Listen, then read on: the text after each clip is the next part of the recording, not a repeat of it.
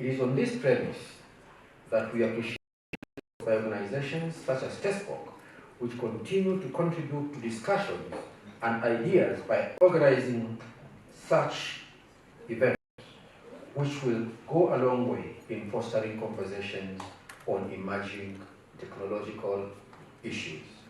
In conclusion, we shall continue to engage TESPOC and other key sector stakeholders on issues of mutual interest and champion digital transformation of our country. I therefore look forward to stimulating discussions at this Kenya Peering Forum. Thank you all for your attention.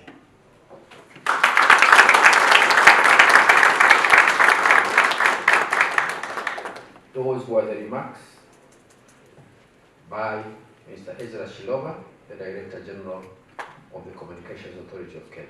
I thank you for your attention. There was nothing out of context here. It all resonates with what you want to discuss today. Thank you very much once again.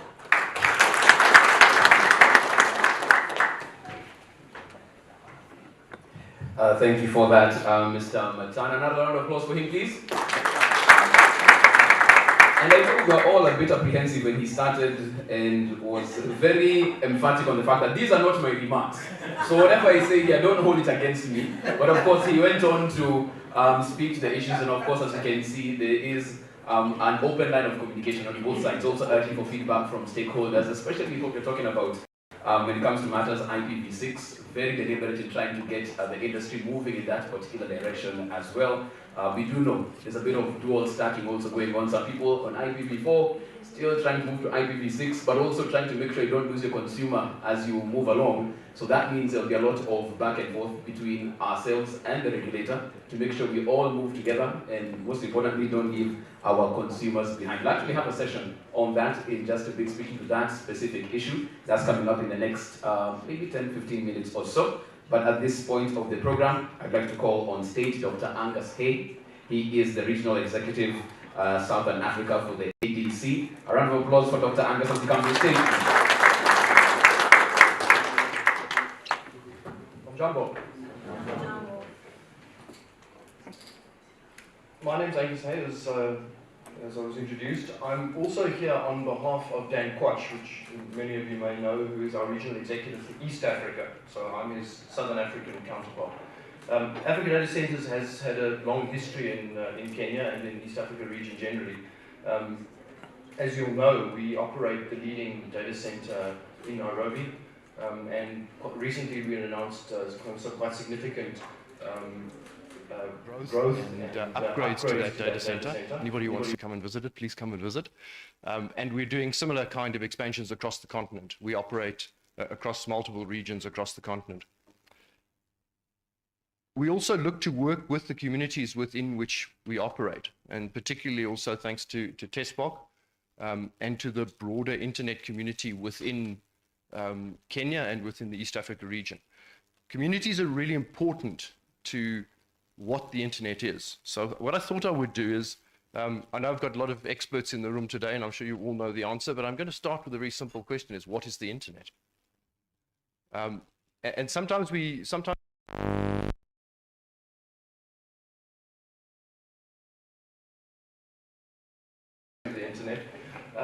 But certainly the internet, when it started, is what it says it is. It's an inter-network. It's a set of protocols that now allows you to exchange traffic between networks. So peering is not just, it's not something that has been added on to the internet. Peering is inherent to what the internet is. It's all about connecting networks together and sharing traffic. And in fact, when the internet first started, there was no commercial internet. It was all about sharing traffic. And so I think that it's really important that we understand that that's how the internet works.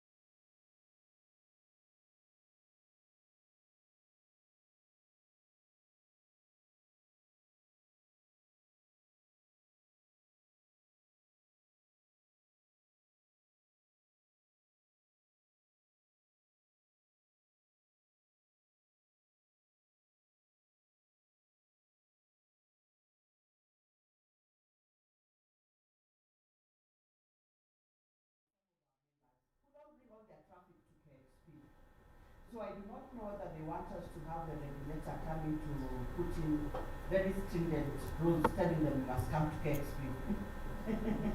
Or you must bring your traffic into the local exchange. But anyway, it is a conversation we keep doing, and we keep having capacity building sessions for our teams, for the technical teams of our members, to help them understand why it is important for your local traffic to come into the exchange point and the benefits of that, which for an exchange point includes the reduced cost of eliminating and sending traffic out of the country, and you reduce on international circuits and transit costs. You know, there are two ways of interconnecting, either peering at an exchange or you're doing international transit. When you peer the exchange, you save on the international transit routes, because the traffic that you need to share locally does not go into your international transit circuits and come back, what we call trampolining. So I'm going to keep throwing words in that we're going to be using in the course of the day as we have our conversations. So just to make notes, and we shall see how to make sure we are moving together as we move along. And when you are doing the transit as a preferred way of handling your local traffic, first of all, as a service provider, because you pay more. Secondly, you're creating capital flight because you're paying external entities. That money doesn't come into our economy or our ecosystem. So you're making us lose twice as a country.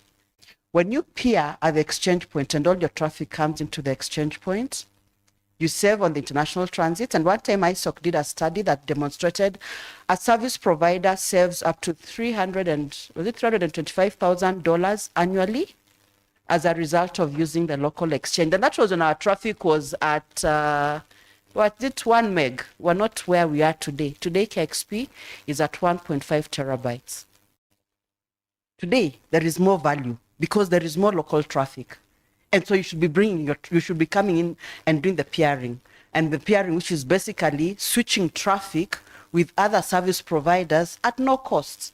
We ask you to pay for your circuits into the exchange because you have to carry that traffic somehow. We give you a port on the switch for which you contribute the same costs. Everybody contributes equally for sharing the switch. And then we use that money to maintain that infrastructure and to keep the team that runs the infrastructure. And that way we have a system where we constantly are keeping our traffic local. And there are things that have to be done for us to do the peering well. One is having everything you need in terms of infrastructure is not just about having the fiber there, but having also the IP addresses, the ASN numbers. And we keep having these training sessions where we are asking our members, please acquire public ASN. Please make sure you've got an IP address block. And we're going to have a discussion around the IP addressing, which is very important for us to be able to achieve the goals that we want to achieve in terms of a peering ecosystem that makes sense. And while that has been one of the issues that has kept our traffic, the transit has been an issue that has kept costs high, there's also the whole issue of infrastructure protection. I think this is something that we're going to have to address and find ways of working with. I and my team, we have a department that works with county governments to address issues of infrastructure. And it has been, the last 2 years have been the most difficult we've had to just figure out ways in which you can make sure that you can be able to communicate locally and have that traffic come into the exchange with minimum disruptions. So we have managed to make some progress, and maybe I'll just highlight that we have put into the building code certain guidelines on how infrastructure should be developed within this country and how to collaborate with the road and other infrastructure developers so that we are not damaging ICT infrastructure. We're trying to get them to realize that ICT infrastructure is as critical as water and power, an essential infrastructure that should be protected. We have managed to get the Kenya Bureau of Standards to set for us standards for infrastructure deployment that are now already being executed. And we shall be having a session, awareness session with our members where we'll share on these and get you to understand what these standards and best practices are. Our biggest challenge, which is the county where he lives, is going to be a conversation for the 4th of October at the Ole Serenia Mara, so we'll be opening up registration for that, where we will then discuss on how issues where lives can be addressed to reduce the costs. So the conversation around costs and making costs of internet connectivity in Kenya affordable are ongoing. Because if we don't do this, then we lose. All of us are losers, and there's no one who wins. We are going to be in the same situation where we get to positions where people can't afford the internet anymore, yet it's becoming a very critical part of our everyday living in this country. To get government services, where do we go? Online. Last month, when someone attempted an attack on us, I think there are experts here like Andrew Alston who will be able to explain some of those attacks much better than I can. What happened? Our e-government platform, eCitizen, was brought down, not by the attackers, but by the service providers, because we were not sure what we were dealing with. Issues cybersecurity become very important as we move along. We have since gotten systems up. Silo systems were working, but only those who knew where the silo systems were and what the domain names for the silos were continued to receive service. Everyone who went to the Huduma could not receive a service for about a week. But everyone who went to NTSA separately, to immigration separately, to registration of birth separate, basically you are able to get things done. So we're not out.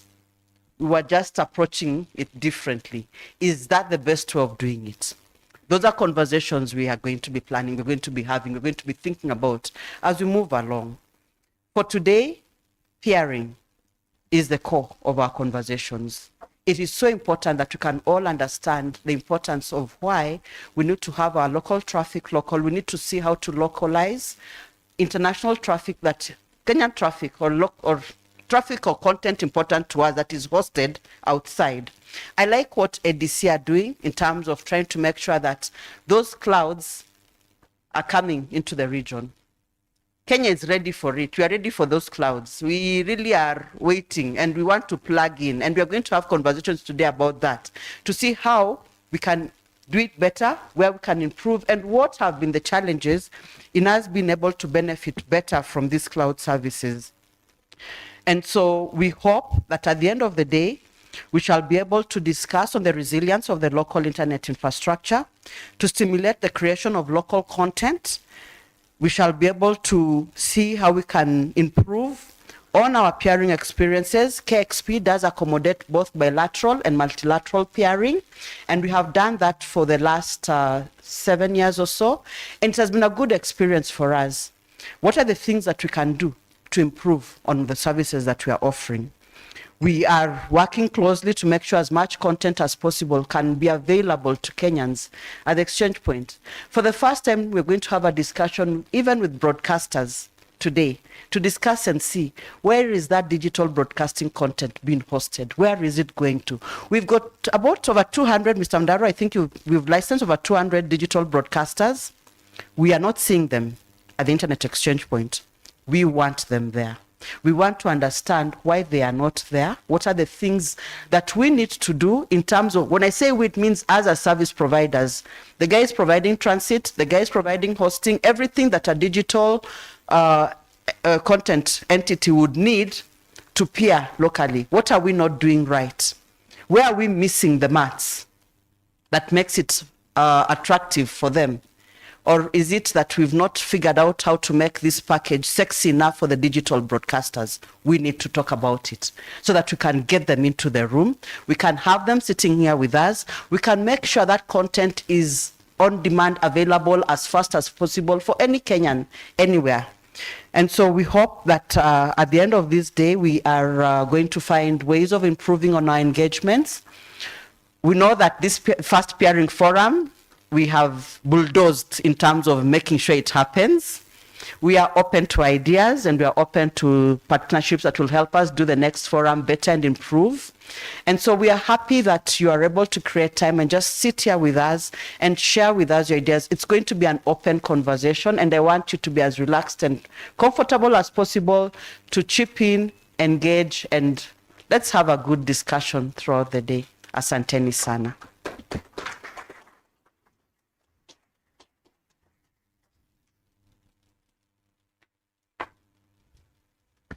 I will ask you for another round of applause for Fiona, please.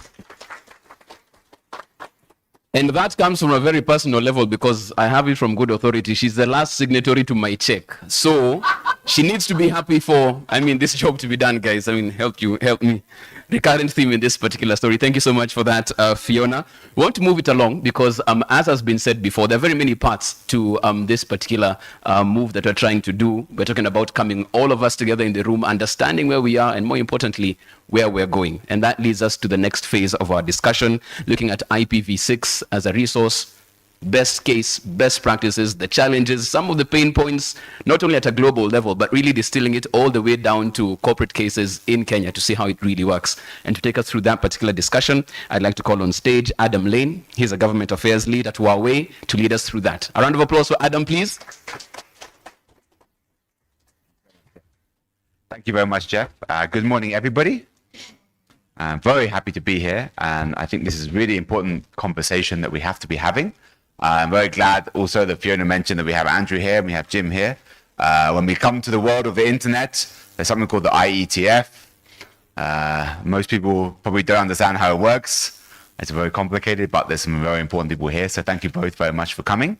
And I think if anyone has technical questions about anything how the internet works, Jeff here, I would say talk to them, but actually you don't want to talk to them because you'll be stuck talking to them for hours and hours and days and days. And it still may not make any sense afterwards. But for those who are technical, they're a really good resource. So as much as we talk about costs, we talk about resilience, talk about cybersecurity, the issue of IP and IPv4 to IPv6 migration is also really, really important. It's not something people normally think about as a really, really hot topic, but it's very, very critical. And today we have a lot of really interesting speakers who will talk from a global level, a regional level, and a national level, along with different case studies to talk for the next hour and a half, 2 hours, a bit about why it's important and what you can do about it, whether you're a big ISP or telco or a small ISP. We have both kind of examples there. I'm very glad as Huawei we're helping support this session in particular. I think we're one of the important vendors in this space, but we're also keen to help promote long-term the development of the internet. And that's really why why IPv6 is very important.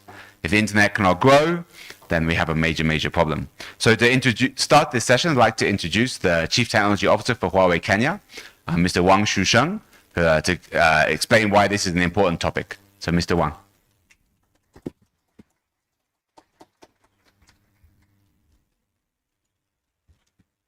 Okay, good morning.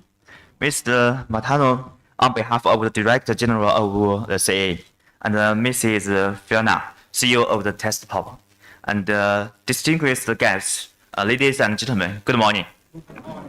So I'm Wang Shusheng, the Vice President of Huawei Kenya. It's my great honor to attend this summit. First of all, please allow me to extend a warm welcome to every guest here today. Today, we can all agree that digitalization is a major force that will drive our societies from the coming decade. All countries are increasing their investment in digital infrastructure to improve competitiveness, and all industries are upgrading with connectivity plus intelligence technologies. We can see that the network demands are growing with connection expanding from billions of people to trillions of things. The innovation in fundamental technology is pushing network boundaries, widening its coverage, improving network intelligence, and enhancing network resilience and robustness. After more than 30 years development, the IP network have evolved, but with the deepening of enterprise cloudification and digital transformation. IP networks need further innovation to be able to carry more and more critical services. These new services pose higher requests of the IP network, not only for the number of the connections, but also for the high quality barriers. The number of the IPv4 addresses is limited, and the efficiency is low. As a result, it can't meet the needs of the digital development, and the elevation from IPv4 to IPv6 is inevitable. IPv6 has a large number of addresses and can provide connectivity for everything, from people to people, from people to things, and from things to things. However, due to the different requirements of various industries, the future internet needs more than address. For example, in finance, in the healthcare, or in the power, there are some needs for the specific security, latency, and stability. All of these applications require IPv6 to take a step forward, and that's why we are proposing the concept of IPv6 enhanced. IPv6 enhanced is an innovative technology system based on IPv6 and is a comprehensive capability extension based on IPv6.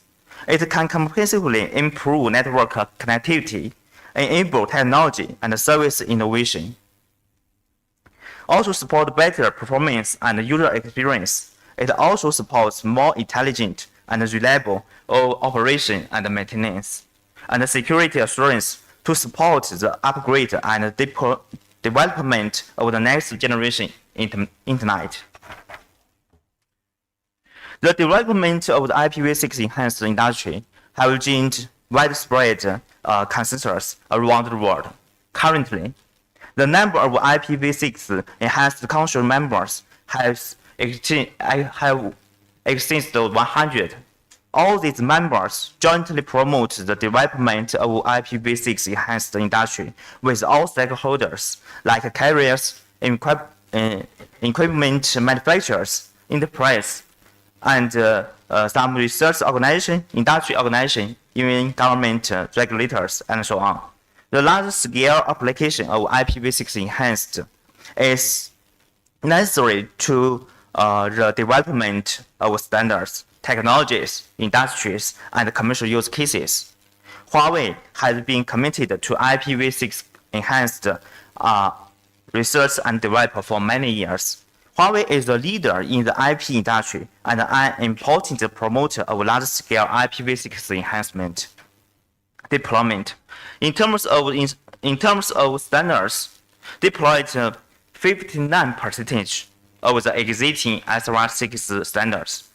In terms of technology, built comprehensive leading capabilities in fields such as SRv6, network slicing, network digital maps, and the APN6, and so on. In terms of the industry, participated in the establishment of the IPv6 Enhancement Innovation Promotion Group, released IPv6 Enhanced White Paper, and also in terms of commercial deployment, Huawei has deployed more than 100 commercial projects, and will continuously lead the IPv6 enhanced business practice. With the joint efforts of Huawei and carriers, we are happy to see that some countries in Africa have been leading the world in the IPv6 enhanced industry, and up to now, more than 15 carriers have deployed IPv6 enhanced solutions in Africa. Huawei attaches great importance to collaboration with communicator regulator in various countries. Currently, we have cooperated with communication regulator in more than 10 countries in Africa.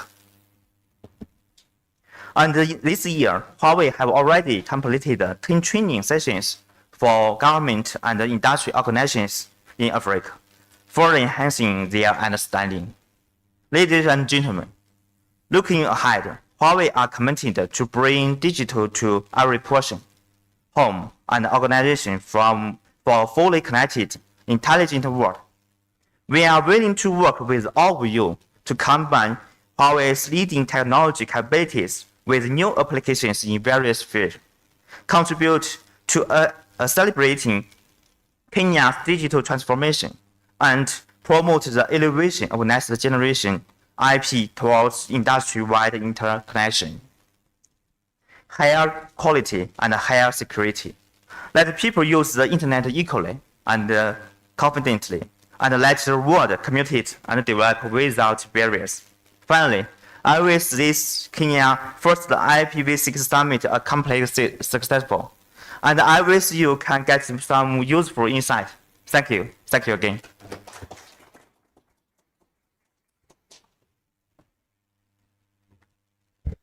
Thank you very much, Mr. Wang. Much appreciated. And now I think we're going to start looking a little bit at the global situation, global policies, and also how we can collaborate and work together. So we're delighted to have the Vice Chair of the Global IPv6 Forum to be here, to be able to share with us a bit about his experiences and what's been happening. I think he's just stepped out for a minute, but I think he'll be back in a few seconds. Mr. Tayyab Ben Miriam.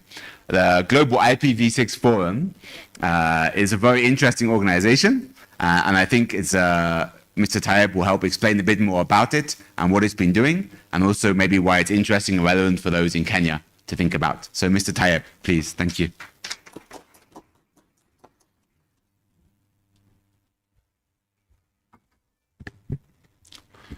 Good morning.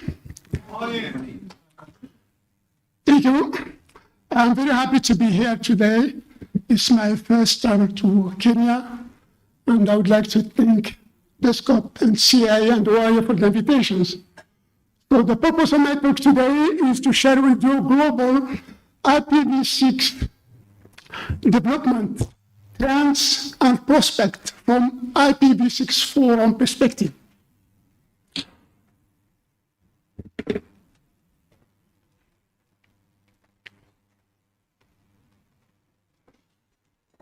So as we may know, we are in the context of total depletion of IPv4 addresses that happened in 2019.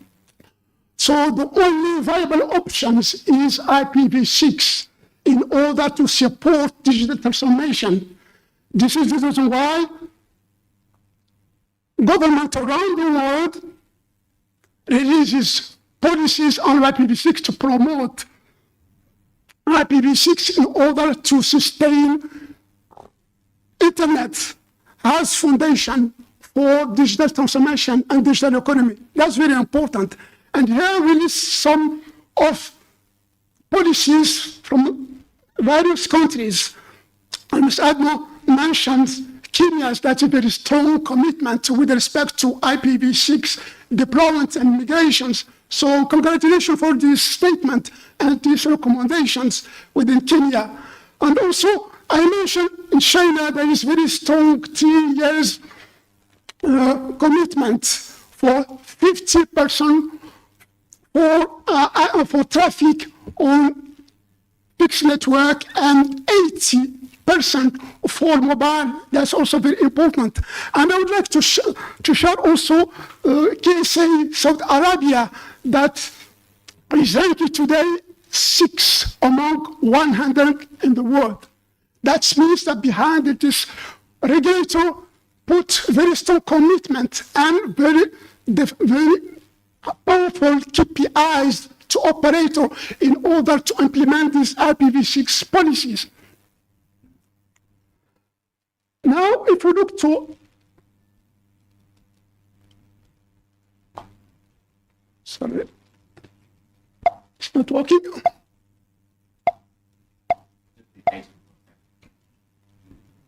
No.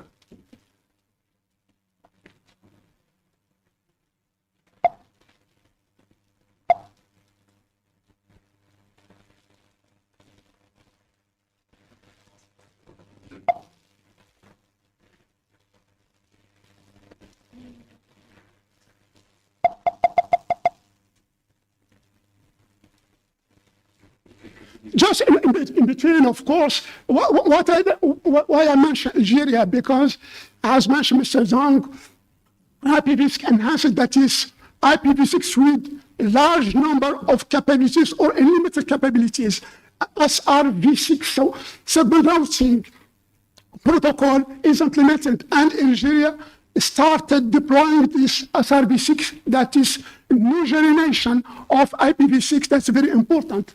And if we look what happened in Africa in terms of deployment of IPv6 and the rate of deployment, it's very low. Most of African countries are below 3% in terms of IPv6 deployment. That is very weak. And our recommendation as IPv6 Forum is to increase this development of IPv6 in order to catch up with leading countries, and also to maximize the benefit that IPv6 brings to the industry. And the good news is that we have an impact of IPv6 deployment with GTPco. And today, and the good news is that today we can quantify this impact of IPv6 deployment on digital growth. And we have, if you look at this link, you have the report that shows there is direct correlation between IPv6 deployment growth and GDP growth. That's very important.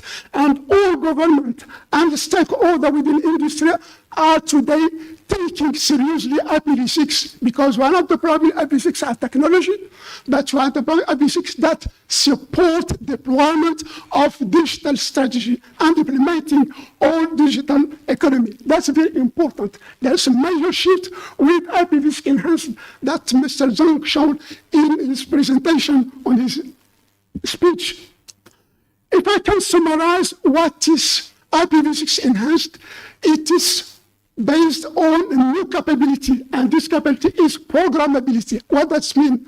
That means there's a major shift in terms of paradigm. We are moving from current network, the way of networking, into what's so-called network has computer.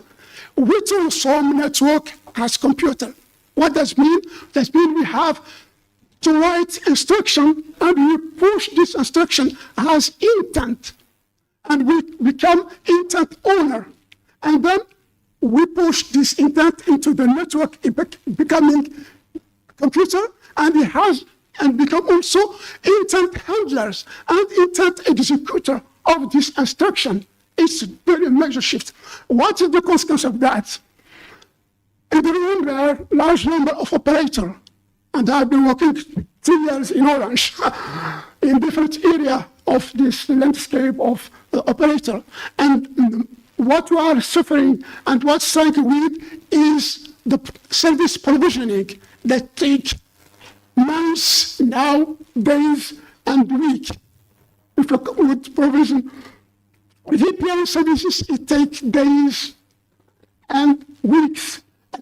Thanks to this programmability, we are shortening this process to minutes. And all the three processes, service provisioning, fulfillment, assurance, will be improved. That's very important, will be automated. That is the consequence of this programmability that's happening in the network, thanks to IPv6 enhanced. That is, in summary, the tutorial of IPv6 enhanced, if I may. So IPv6 has boosted digital transformation in 4 dimensions. That's also another way to explain the consequence and the impact of IPv6 enhanced. 4 dimensions. The first one is the equality. What does mean? We need to provide, to give to a citizen the passport to enter internet. What is the passport in internet? It is IP address. And Mr. Adzunga mentioned that we need to provide internet service affordable to all citizens. It's exactly what is behind digital equality. The second one is digital industry. That means we have to look at all the variety and diversity of industry verticals. And then we meet their requirements based on capability that IPv6 can offer in terms of latency, of broadband, and so on. The third one is technology innovations. That's very important because we have to continue to innovate. We are not stop with one generation. We have to move all the time long. in order to create new capabilities that meet new requirements that customers, vendors can put in IP.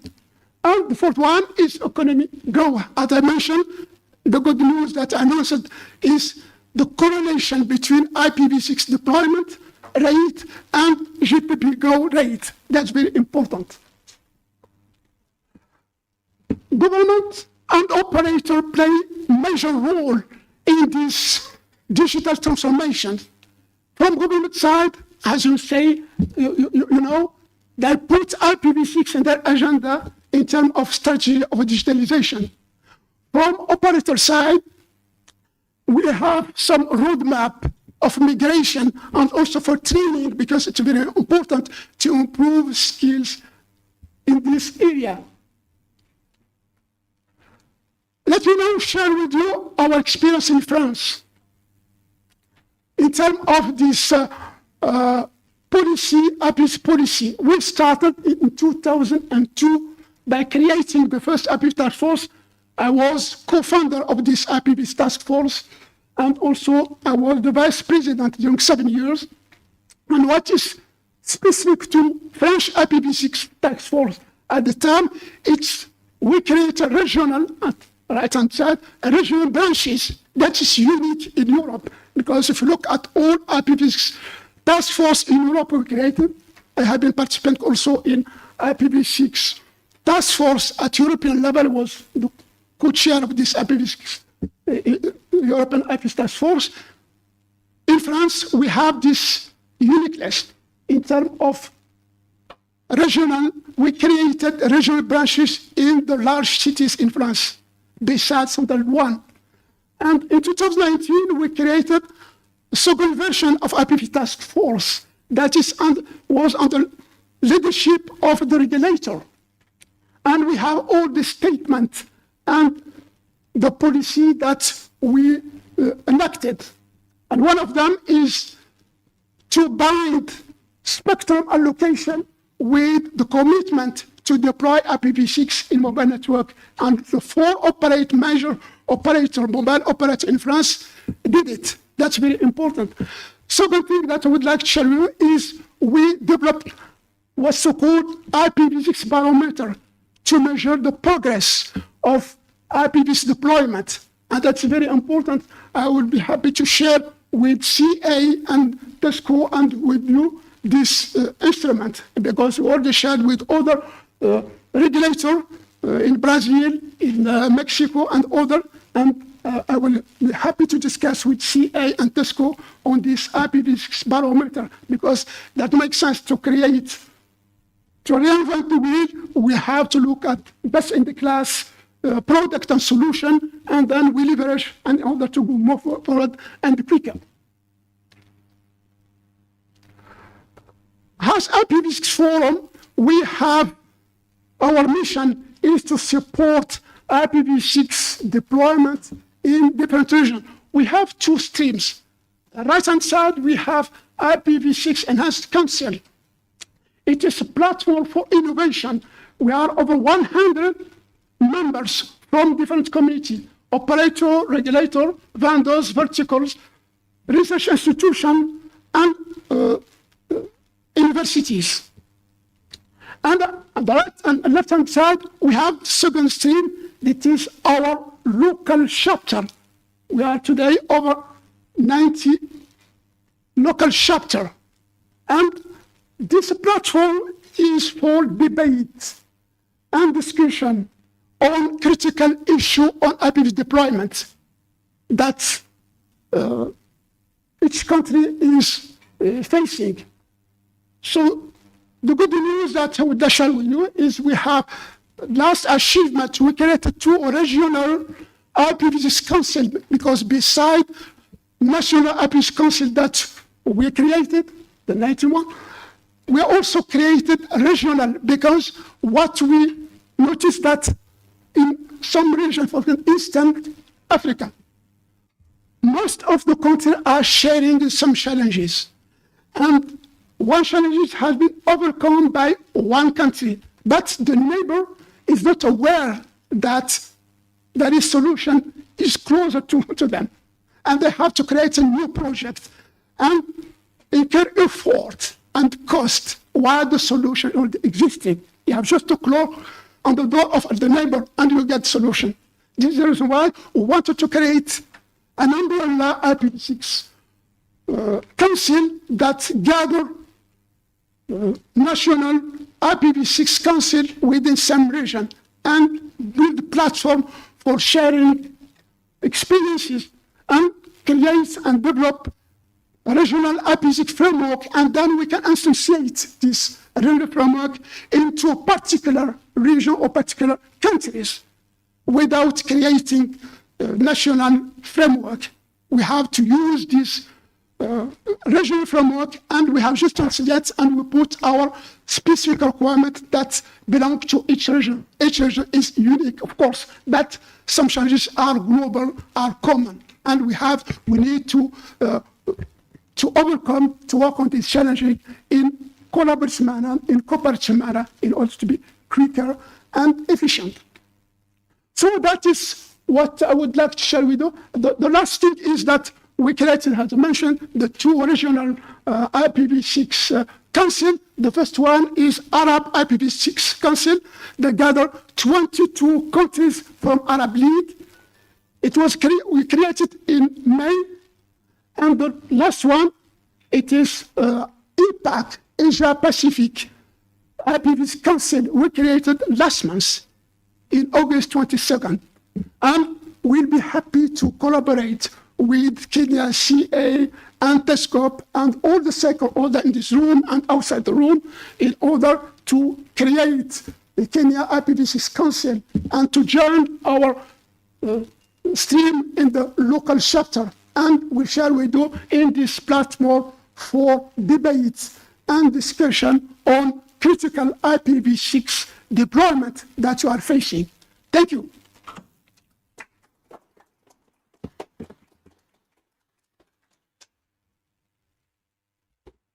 Thank you very much, Mr. Tayeb, and thank you for the patience as we sort out the PowerPoint issues. Next up, we're going to focus on the Africa level in more depth. We're delighted to have Mr. Bashir here from Afrinic.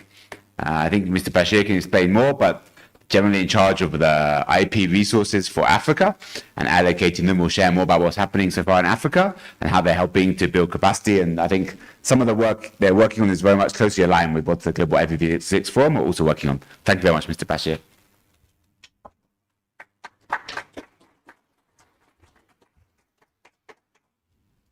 So I'm glad to be here and nice to meet you. My name is Bashir Mdeheri. I'm a trainer and certification program manager at Afrinic. So usually I'm in t-shirt and jeans, scribbling on whiteboards. Today I had to put on my coat and I soon realized that wearing coats in a room that doesn't have an AC, you have to take it off. But I'm happy to be here. And I'll just talk about IPv6 in Africa, building up what Tayeb said. So I'll start with a question.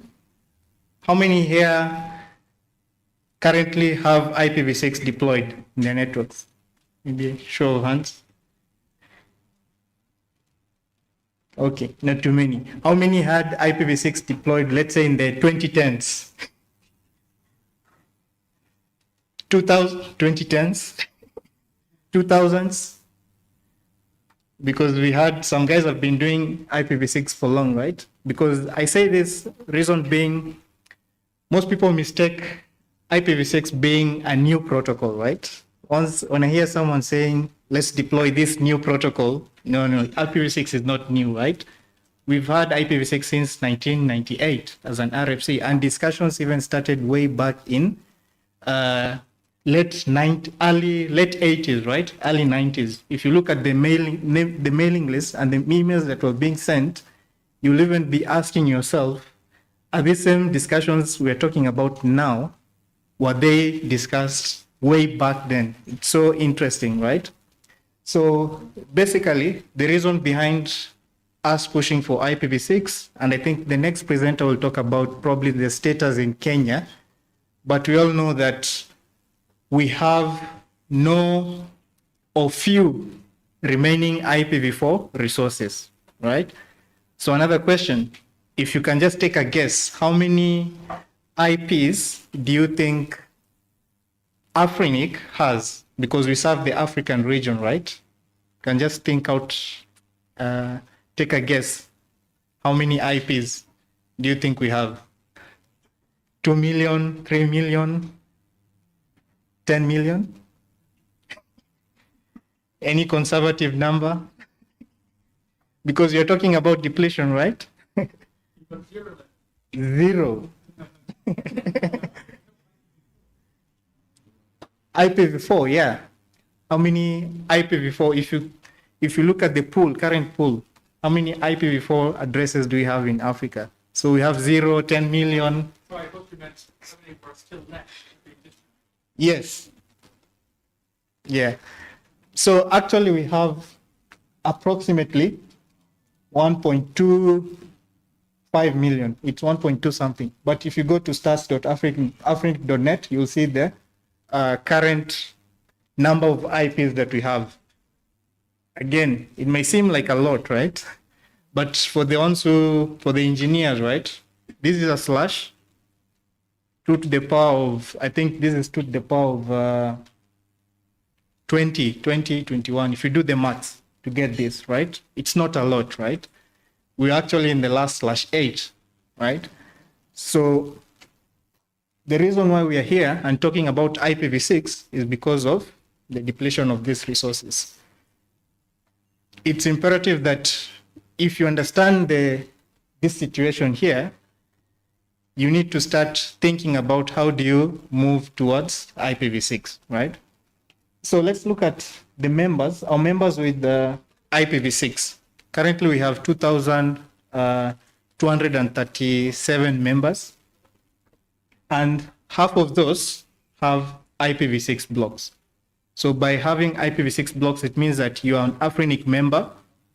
Out of these 2,000, we have around 1,000 of them have requested for IPv6 blocks, okay? So something to mention here, currently, if you have IPv4 resources with us, you get IPv6 for free. So you don't get charged for IPv4. If you have IP, you don't get charged for IPv6. Okay, so if you have IPv4, IPv6 is free so that we can facilitate the adoption of IPv6 in our region. So let's dig down one step further. So we have 1,000 of our members have IPv6. How many have at least announced their IPv6 blocks? So again, it's half of them. So around 50% have announced their IPv6 blocks. Of course, if you know how announcing your block doesn't mean that you've actually deployed, right? You can advertise your block, but you've not deployed further into your network, okay? And we'll see this in the next slide, whereby we look at the deployment rate. So Taib showed some stats. These stats are from Ethnic stats. You'll see major countries that have deployed IPv6. We have Rwanda, Gabon, Congo. Kenya is somewhere at position 6, 7. Yeah. So you'll notice that in Rwanda, I think it's one operator. Just few operators in the countries are the ones who deploy IPv6 and end up pushing these stats, right? I think in Rwanda it should be Liquid, if I'm not wrong. In Gabon, it's GVA.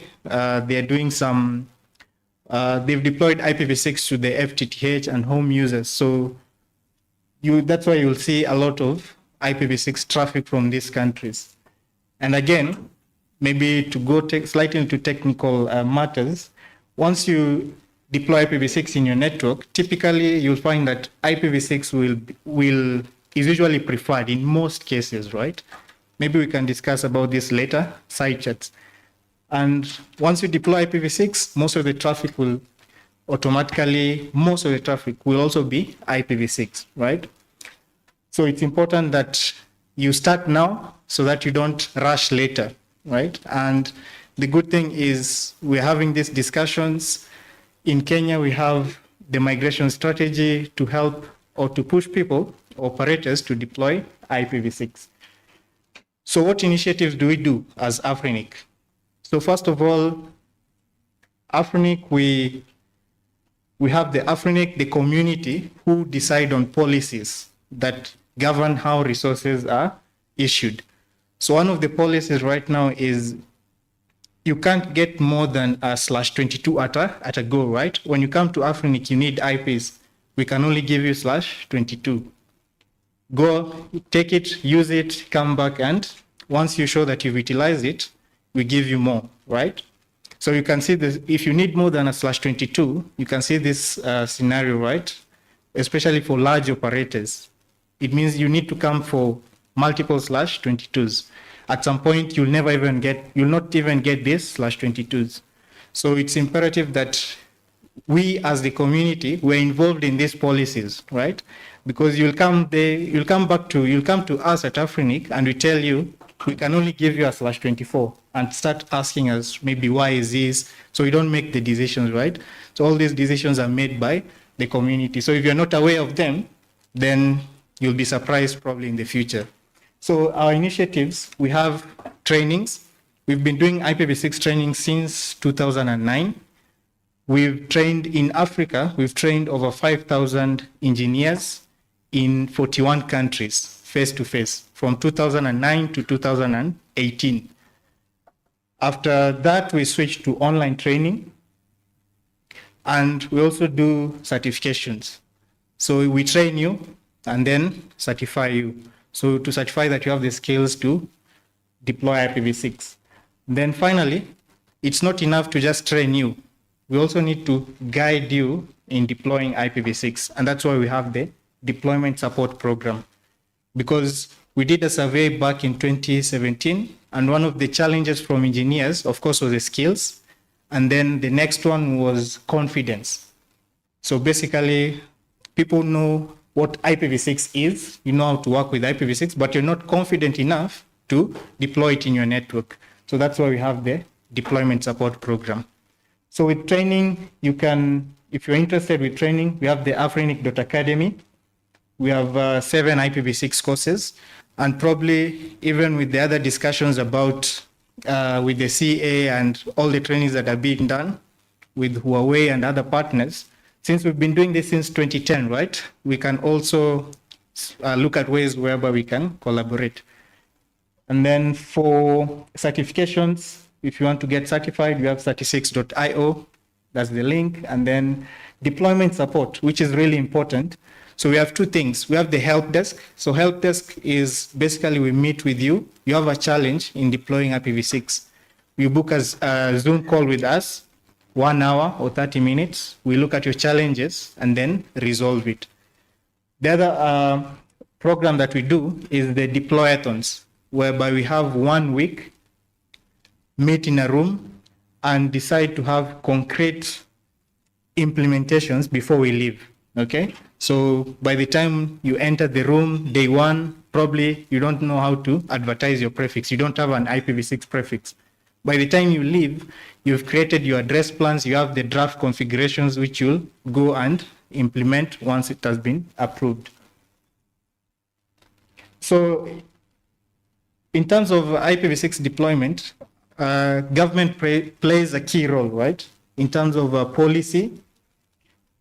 And in Kenya, we have the IPv6 migration strategy. We're also working with, in Nigeria, we're working with the NCC. They're about to do the same thing, right? And so basically these policies ensure that devices that are coming into the region and people who are operating networks take into consideration that they need to also do IPv6. If you think about it in another way, it's somehow not ideal because we should take initiative and deploy IPv6, right? Let's not wait for CA to come and start telling us you need to deploy IPv6. Once you look at the challenges that we have with IPv4 resources, you need to take your own initiative and deploy IPv6. So these are some of the things government can do in terms of policy preparation, design, and also enforcement to ensure that IPv6 is deployed in our countries and in the regions at large. So unless there's any, if there's any questions, you can just hit me up. For the number one social life provider in Africa, I wanted to ask you a question about so that doesn't do with IPv6, it has to do with receivership. Will that have any effect on the working happening in the register for the conference? Yeah, I think maybe you know the answer to that. I can't speak about. It was only announced yesterday, but it's, it's Yeah, the so register for the conference, so it's important.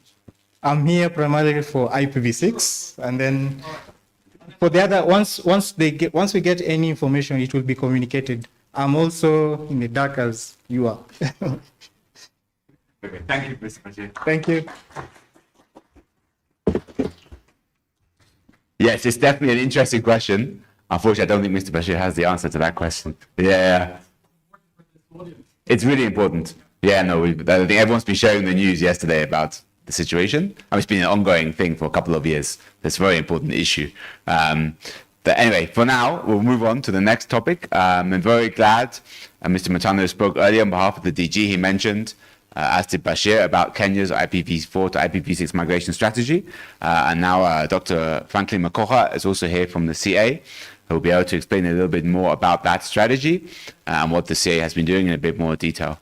So where's Dr. Makoha? Oh, there we are. Please come up. Thank you very much.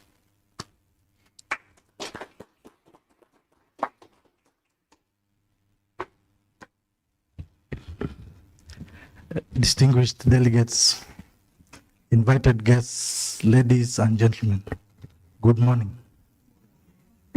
To those of us from out of Kenya, Jambo. Jambo. Okay, thank you. So my name is Franklin Makoha. I work at Communications Authority of Kenya, which is under the stewardship of Ezra Chiloba, represented here by Mwalimu Matano Ndaro, who is also the Director of Standards and Type Approval, which is the department where I work. Standards and Type Approval is where the issues of IP addresses, standardization of ICT services and systems are canvassed, including type approval of equipment. So I'm here to take you through what we are calling IPv4 to IPv6 migration strategy, which we developed to help us stay on course on this noble global initiative. So just go to the next step, the next slide. Yeah, so the contents of my presentation will be organized around 4 areas. We are looking at the strategy, so I would expound what exactly is it. And then I'll also look at the rationale for development of this strategy. Why did we develop it? Why just not let the industry steer itself, autopilot? And then I look at the key highlights of the strategy, the measures, and then futuristically, where would we want us to be in the next X years? So next slide.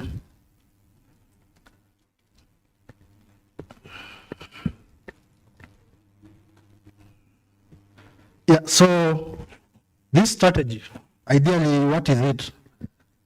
Here in Kenya, we have a slogan that says, Kizungu Mingi. Here we are talking about IPv4 to IPv6 migration strategy. What is it? So ideally, these are deliberate measures we put in place to ensure that the ICT ecosystem embraces IPv6. Just in a nutshell, they are deliberate. Deliberate. And deliberate because, as we are going to see in the next slides, why it is deliberate.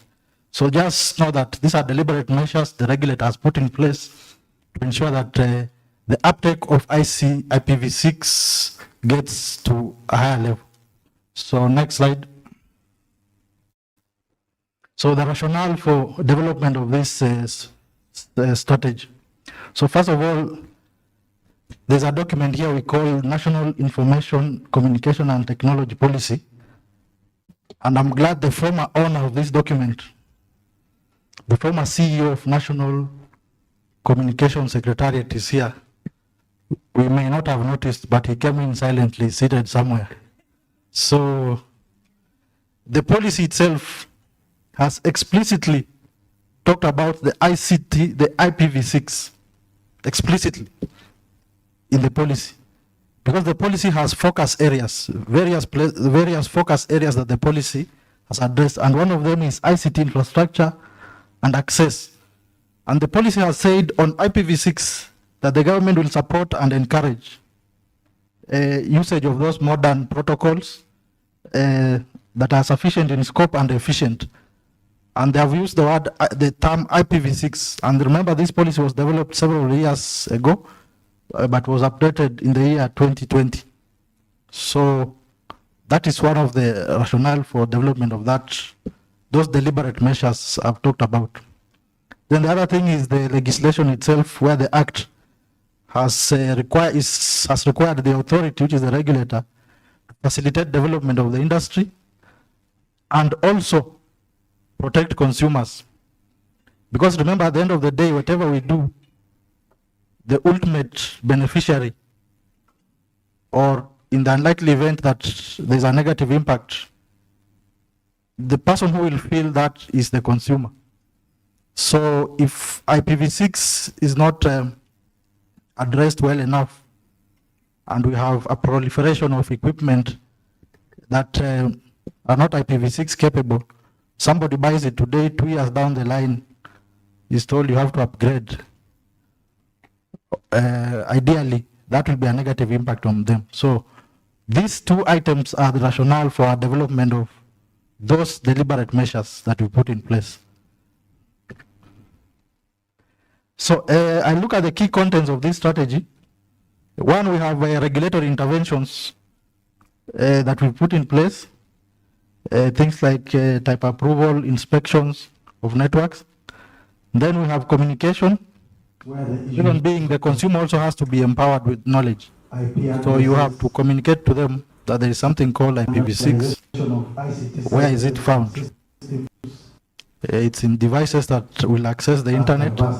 So when you are buying your devices, it's good to confirm that these capabilities exist.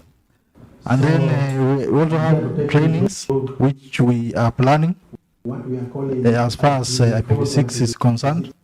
So these are not the normal mainstream education or classroom trainings. We are looking at content that will be industry specific.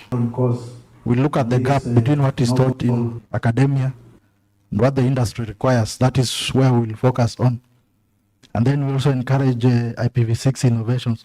So on the right, these are the milestones that were guiding us, or are guiding us in this strategy. Public awareness, which is still ongoing. Trainings, we are yet to start because of the content issue. Remember, we've said we need to identify that gap, not just the ordinary classroom trainings of IPv6. This is how to configure it.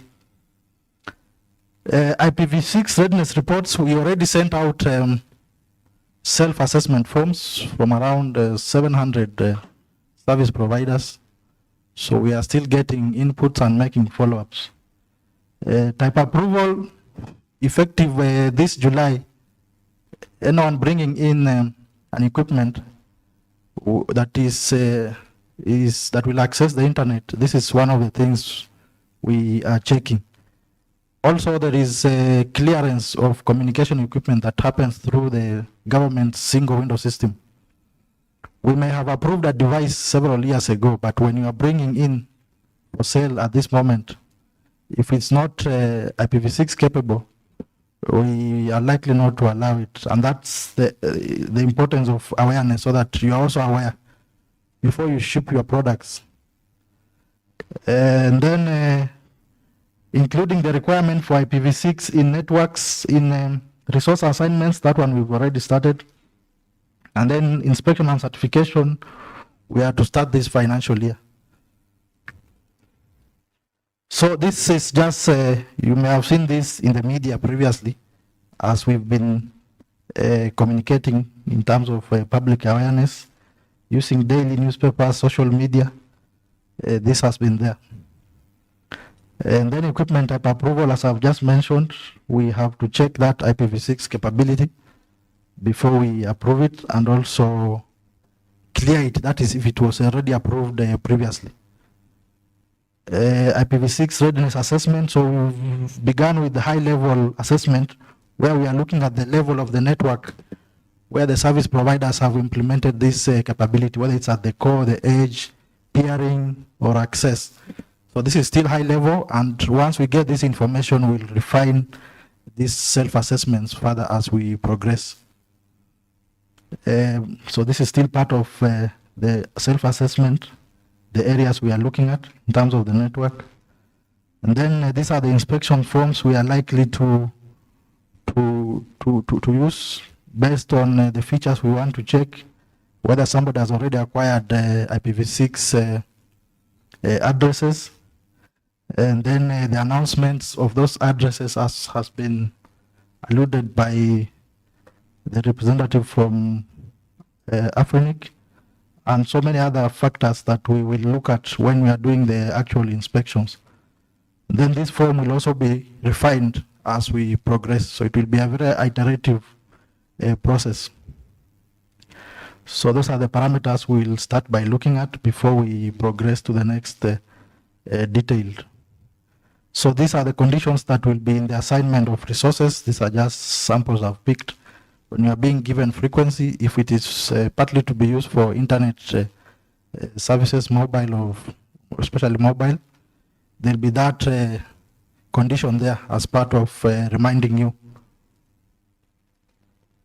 So towards 2030, what are we planning? So with regards to regulatory interventions, of course, type approval and those conditions, that one will continue, including the network readiness assessment reports. Communication, of course, will continue. And if the IPv6 Council is formed, of course, there will be more content from it, which we shall also make available to members of the public and the various industry players. And then also innovations, which we will find a way of encouraging. And then training, as we've said, we are still looking for that content. We are in touch with various specialized entities to develop that content for training.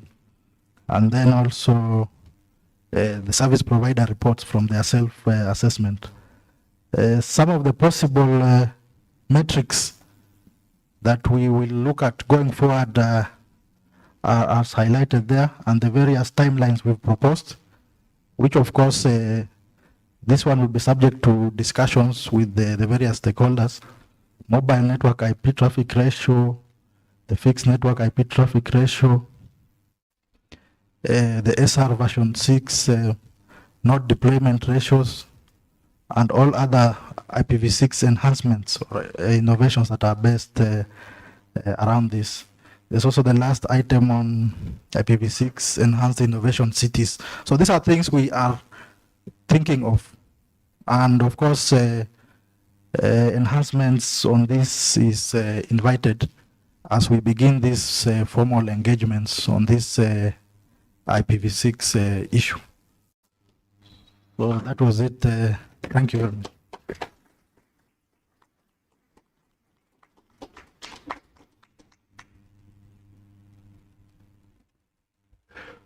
Thank you very much, Dr. Makoha. I think it's actually very impressive what the CA has done so far and the plan that they have going forward.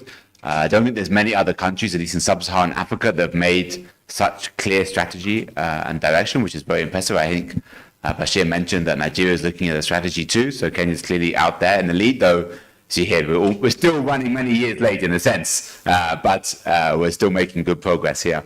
So now I think we're delighted to have Mr. James Kishore here. He's the VP for IP Standards at FutureWay. It's also, I think, his first time to Kenya. So, Mr. Jim Kishore, please.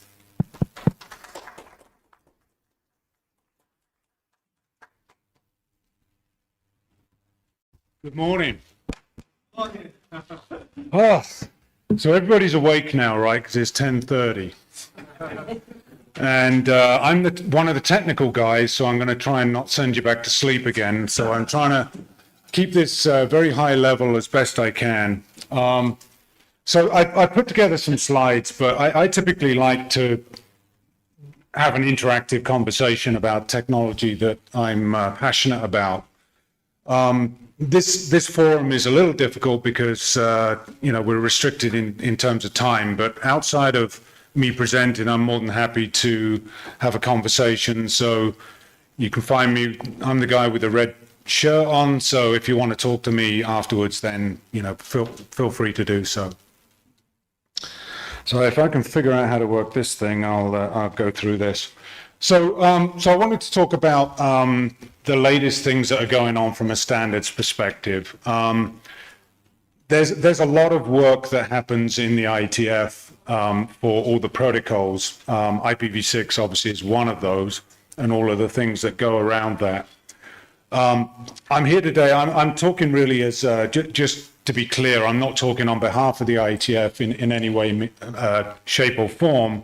I'm just going to be communicating to you information about what we're actually doing and the protocols around the IPv6 innovations that we're going to talk about today. I am one of the responsible area directors for routing in the IETF.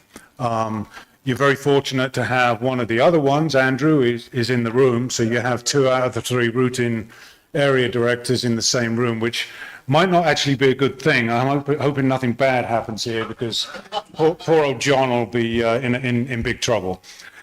So our job within the IETF is to really direct the different areas, and IETF is split up into lots of different areas, one of which is routing. And by the way, I normally say routing because I live in the US and I'm trying to come back to my English roots and say routing. So, and Andrew always uses routing, so I'm hoping everyone understands what I'm talking about when I say routing.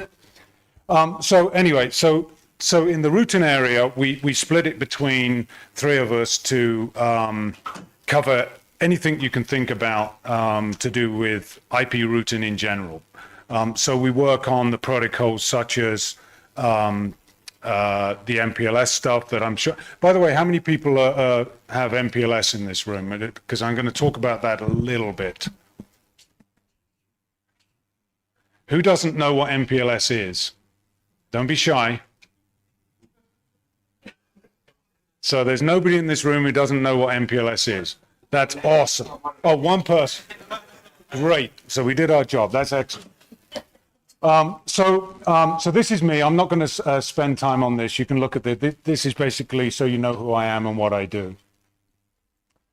What I want to talk about today really is why is this migration to IPv6 that that people have been discussing important?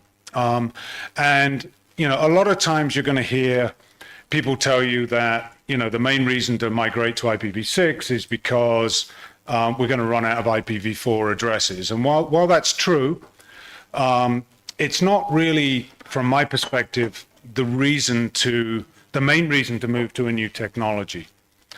So one of the areas that I was involved in, just to give you a little bit of history, was MPLS, and that's why I really asked if everybody knew what that was.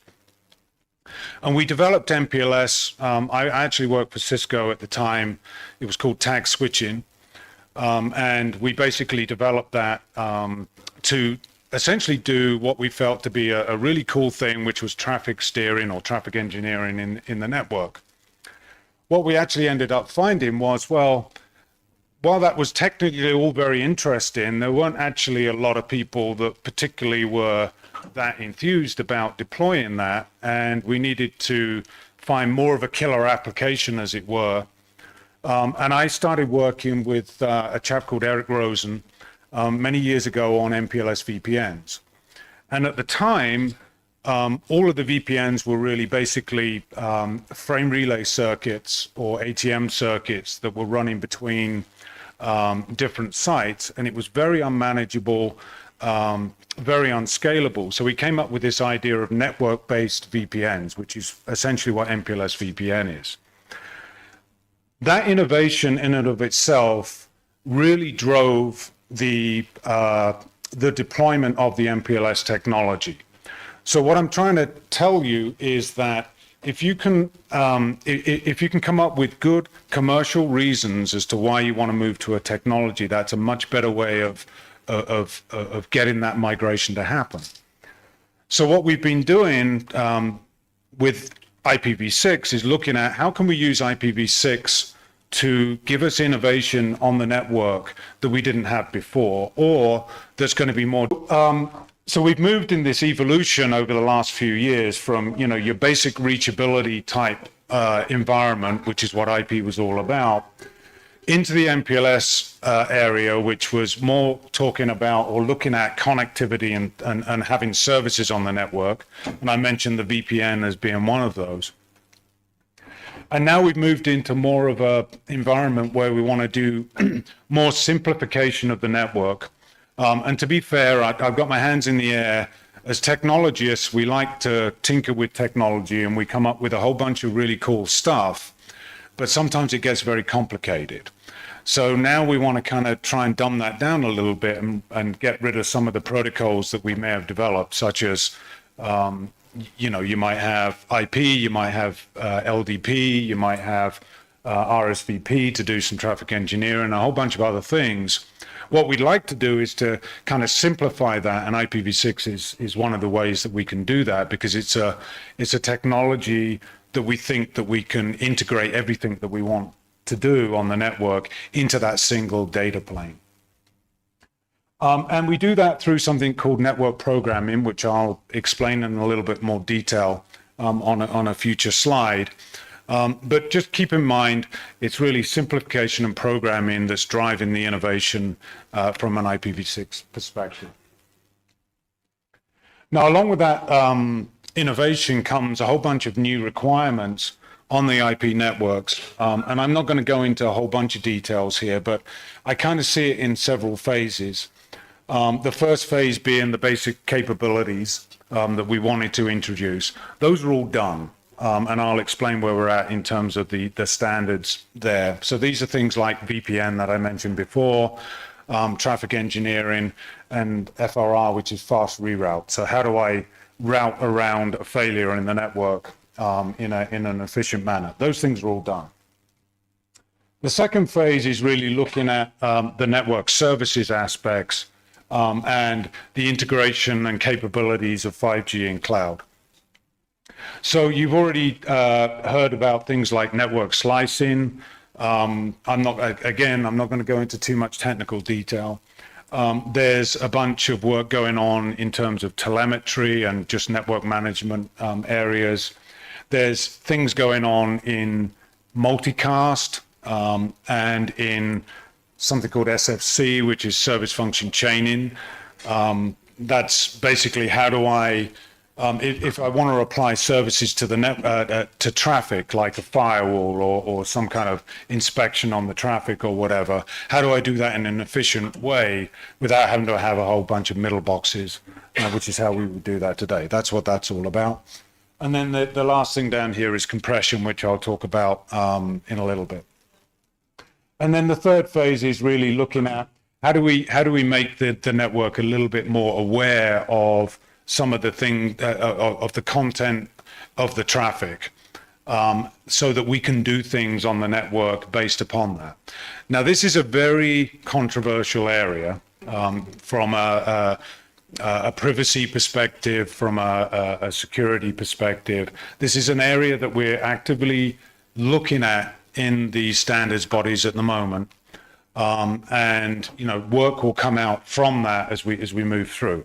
But these are areas that are happening, kind of like a future-proof type stuff that's not right there today.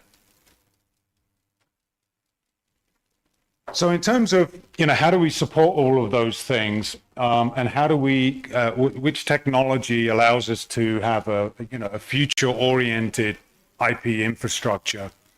The technology that we've been working on is something called segment routing v6.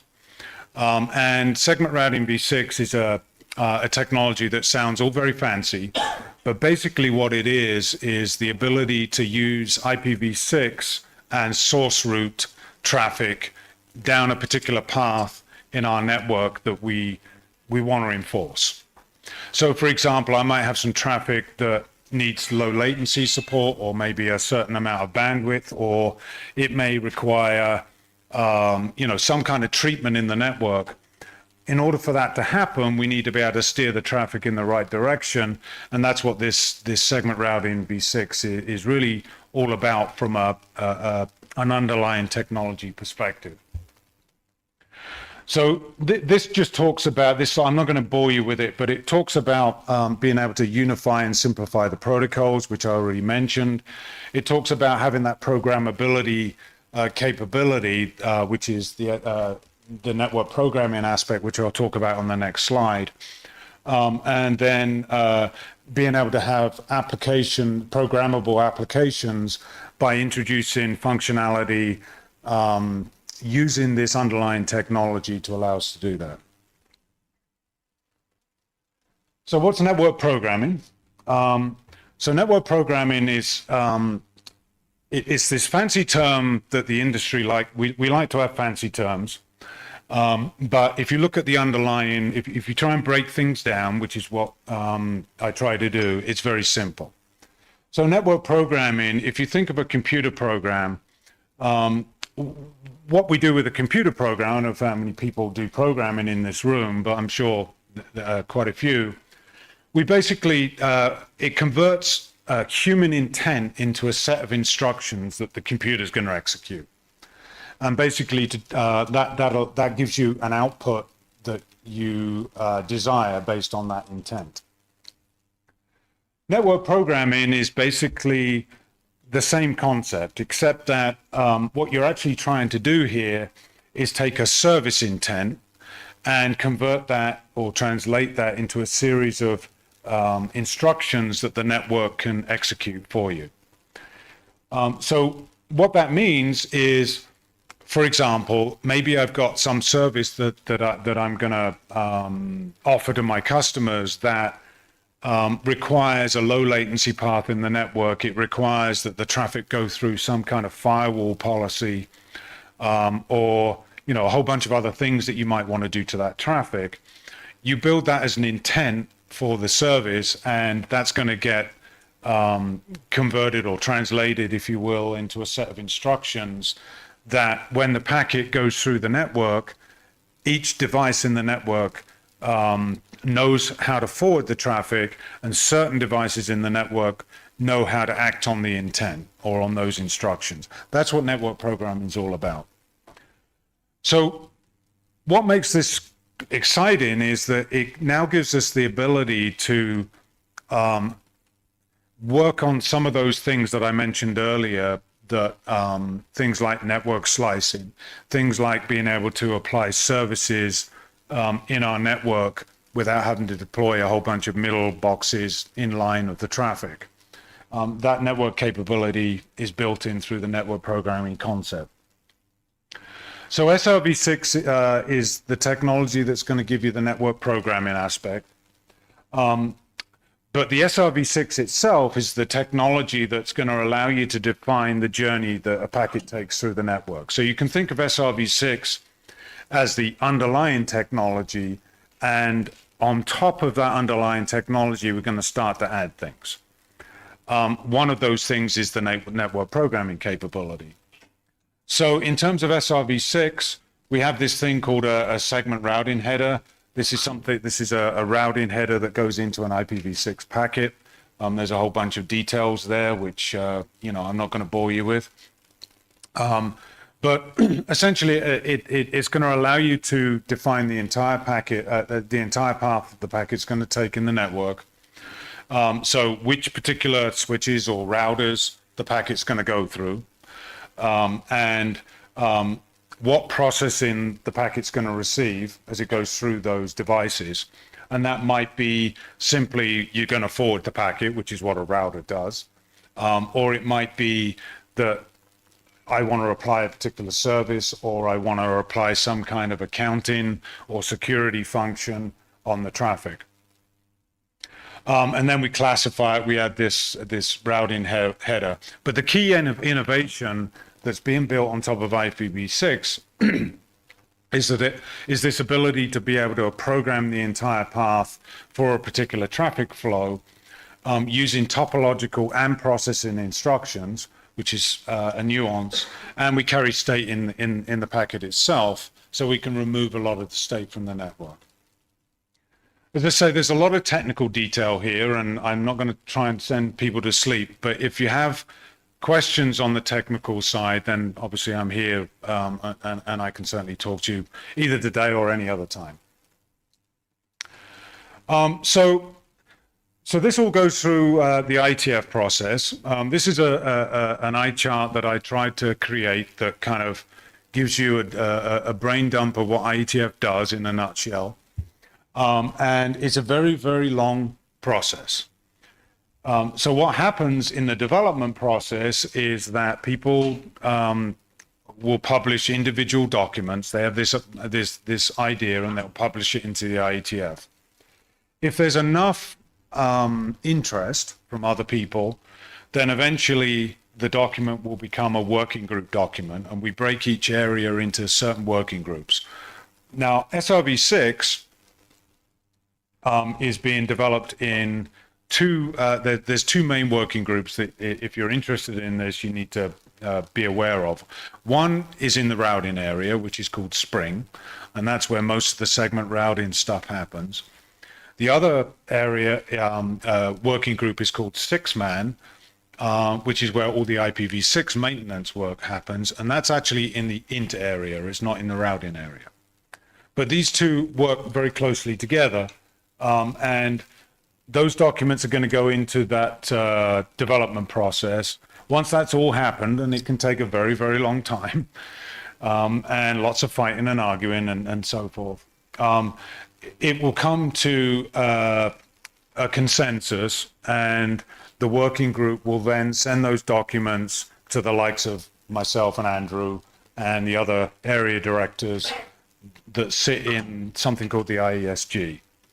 So our job is to make sure that the technical documents that will eventually become RFCs are of such quality and technical accuracy as possible, and that's the job that we basically do. So once that goes through that process, then it becomes an RFC, and so on and so forth. So in terms of SRv6, there's lots of RFCs now, and I talked about some of the basic functionality. That's already there, the routing header, the VPN stuff, some of the policy architecture, and some of the OEM stuff. And the network programming is also an RFC now. But there are lots of other pieces of work that we're doing on top of SRv6 that are not yet RFC, but they're going through that process. So now that we have that base functionality in place, there's lots of innovation going on in this area. And I tried to mention some of it here. I mean, there's things like the network slicing that you probably heard of. There's something called inflow detection, which is all about telemetry type work. So there's some multicast work. There's some IP work as well. But in terms of the technology itself right now, I'm responsible for the Spring working group, which is where a lot of this work is happening.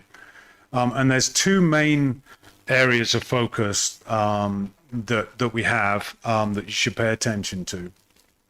The first is we're doing lots of work on compression. And basically what this means is that without getting into too much of the technical detail, the way that source routing works is that you build a list, if you will, of IPv6 addresses, and you go through those one by one. Now, the problem with this, of course, is that they're 128 bits long. So you can imagine that if you've got a big list, that's a lot of overhead on the traffic.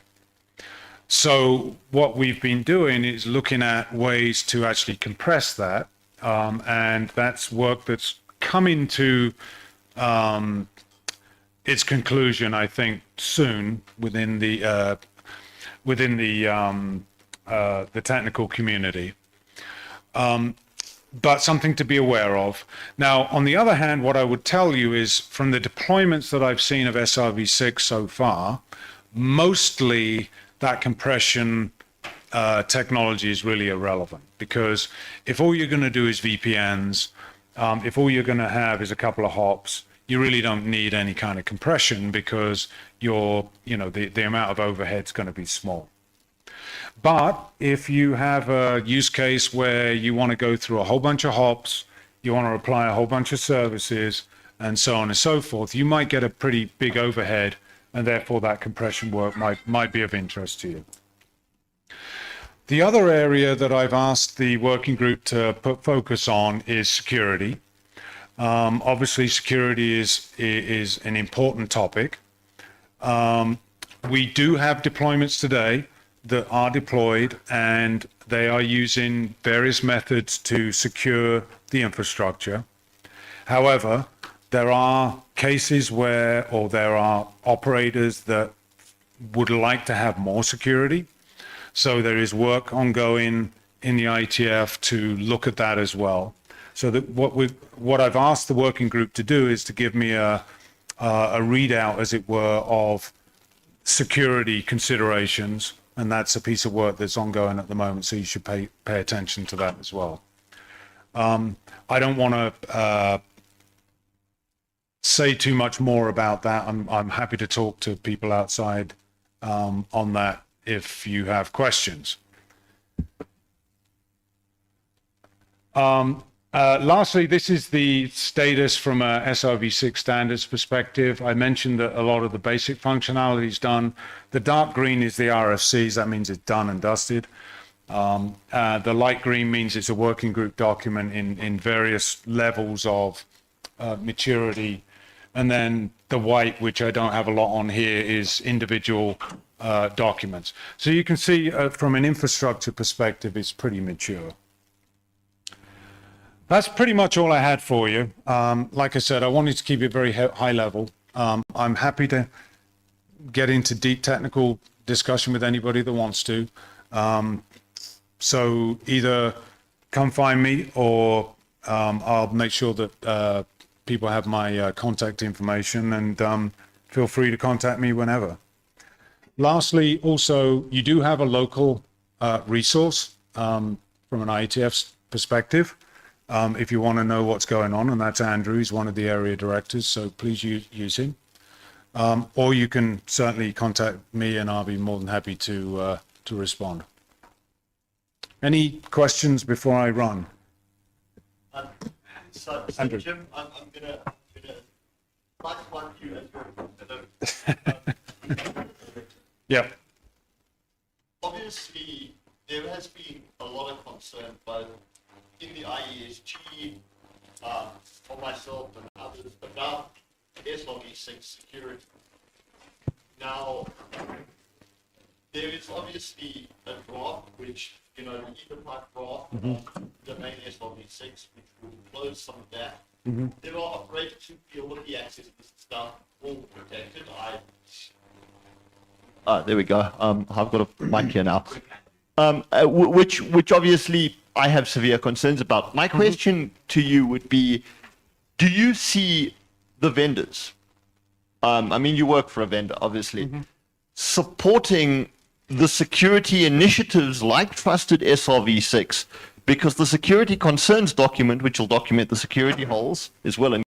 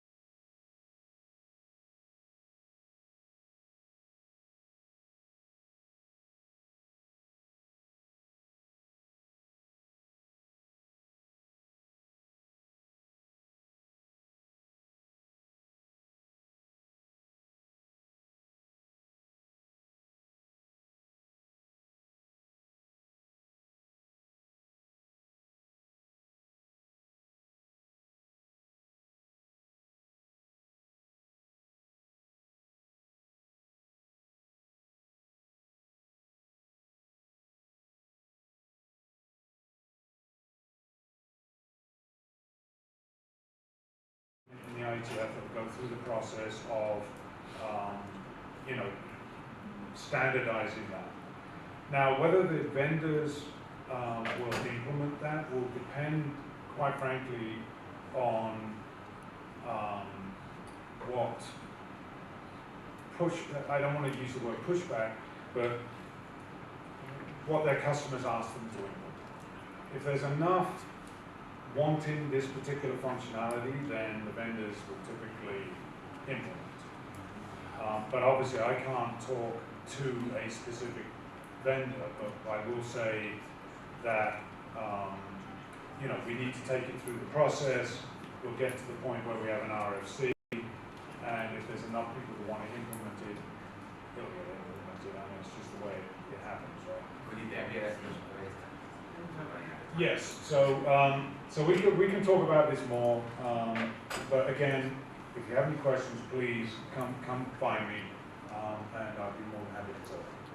Thank you very much. Yeah. Okay, thank you very much. It's nice to dumb it down a little bit for us. Now I'd like to introduce, we just have a few speakers left. Hopefully they'll be relatively quick. Mr. Robin Lee, Chief Architect for IP for Huawei. Please, Mr. Robin Lee.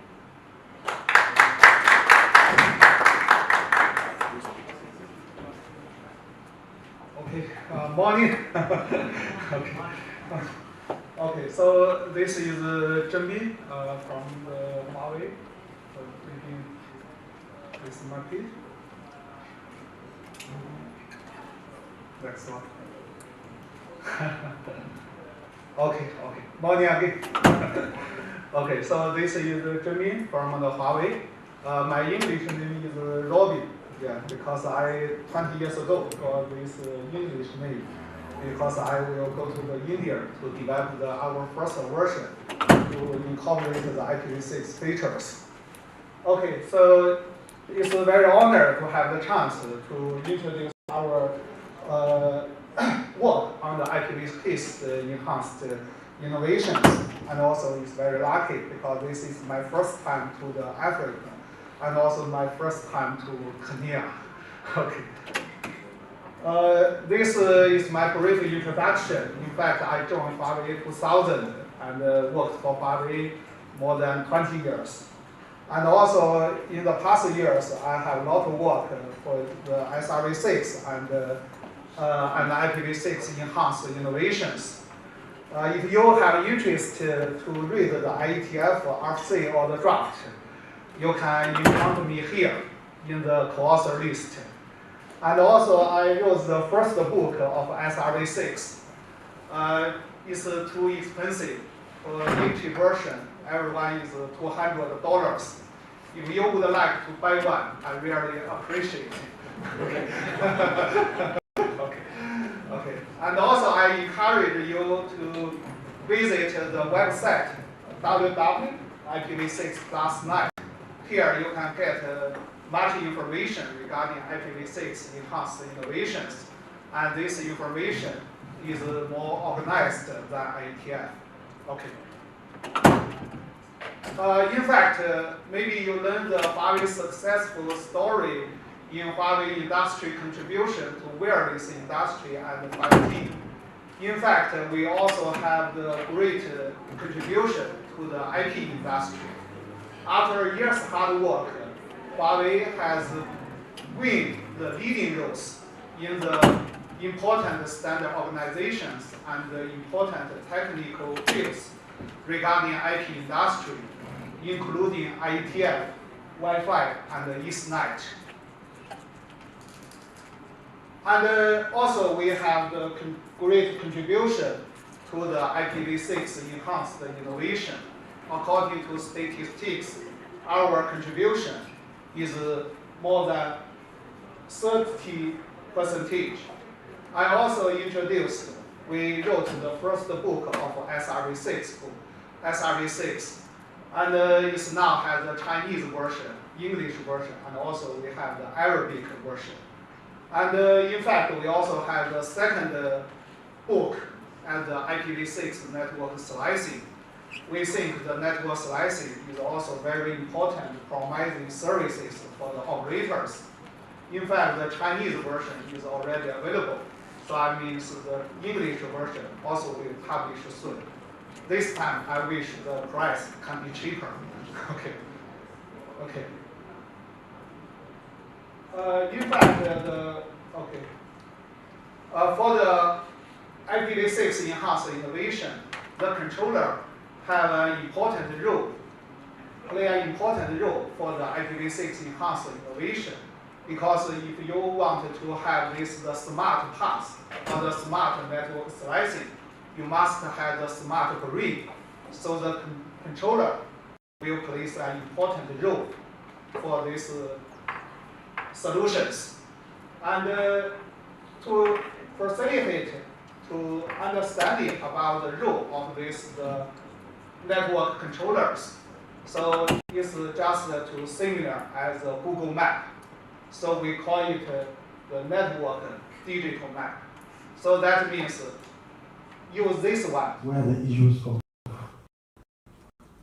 IP addresses, standardization of ICT services and systems are canvassed, including standardization work in the IETF.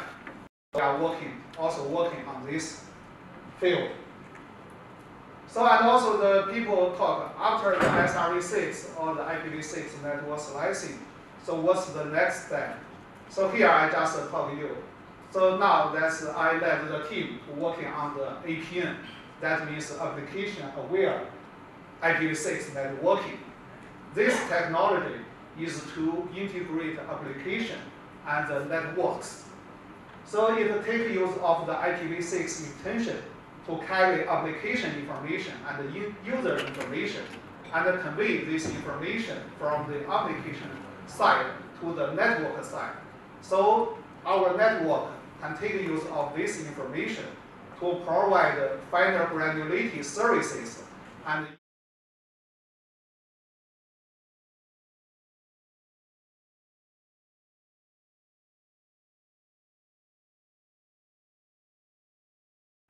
also the most important application scenarios is integrate cloud and network. So we believe APN is the promising technical tools to integrate cloud and the network. And also this also will be helpful to accelerate IPv6 deployment in the application side and the cloud side. That means not only the network side. In fact, there's the two ways to carry the application information and convey these information. The first method is to encapsulate application information by the network edge devices. That means the information is not encapsulated by the real application, but the network devices can encapsulate the information on behalf of the applications. So here, we already have the commercial delivery solutions based on the Huawei product. So here we can see that the access set can carry this information in the IPv6 packet and convey this information and can be aggregated in the network side. And the network side can use this information for the value-added services, for example, for the better service paths or the security services. So we can say that take use the APN to integrate the cloud, network, and the security for the better network services. Okay, so this last page. Be patient. Okay. So this is another way. So that is directly to encapsulate this information by the application. Because we know that the video conference is very important for our people and also for the 2B services, especially for the past pandemic, because we always have the many video conferences. And also that we have the much concern on this, the experience and the quality. So here we have this, the we have the solutions because we can take use of the IPv6 to carry the AP application information for the video conference and carry this information to the network. So our network can take use of this information to steer this traffic to the dedicated service paths or the dedicated network slicing to guarantee experience and also the quality of video conference. So now we already have the demo and also this commercial delivery will be published at the end of this year. From here, we can see is the end-to-end solution. That means not only the network side is involved, but also the terminal side and the cloud side are also involved. So we think this is very important for the future for the operators, because this is just like the development of the computing chip side. 30 years ago, everyone knows the CPU because that's the general purpose computing chip side. But after 30 years ago, because of the AI, everyone now knows the GPU and this TPU, DPU. That means the computing chip site for the dedicated or the specific computing task. So for us, similarly, so now that we try our best to take use of the IPv6 to improve the network general services. We have the SRv6 network slicing. We also have the in-situ telemetry. But the next step, we will also provide the application-specific network services, just like the GPU for the specific computing chip site. We think, according to this, we can continually to improve the values of network services for our operators. Okay, that's all my presentation. Thanks.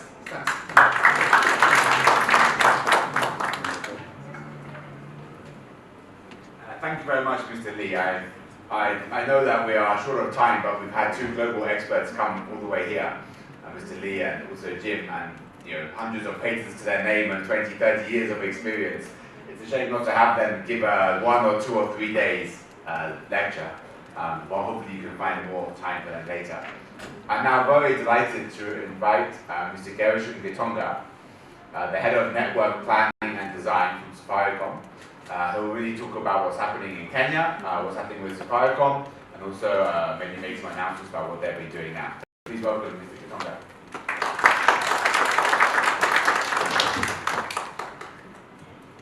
Good morning, everyone. All protocols observed. Good to be here. So, our topic is on SRv6. Jim, I think, covered it a lot. And what brings us to IPv6? I won't dwell so much on IPv6 because this is what has brought us here. And what has brought us to IPv6 is there's a lot of data. Data has become a commodity. See the way you have electricity and water as basic. Data has become that basic. It's a commodity. When you're looking for a place to live, one of the things we've seen at Safaricom is, as much as you want to look for electricity and water, data also comes in as a big place. So these days, data is a commodity. So as I start, good to note from CA, from Wanamatami and Makoha, that from July now, the type approval is IPv6, and from Fiona, that there's a lot of work going on with NCA to help sort the issues of fiber cuts and the rest, because this is what is impacting us as operators in Kenya. So,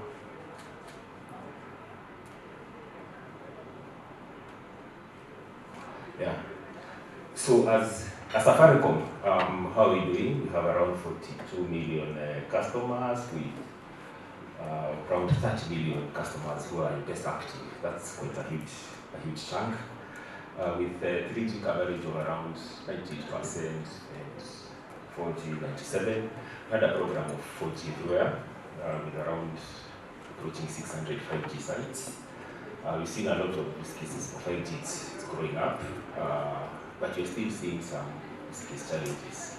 last week we were in a forum with some European operators, and they have exactly the same challenges as us in Africa in 5G, monetizing 5G. So our priorities is on voice, ensuring that we maintain the voice.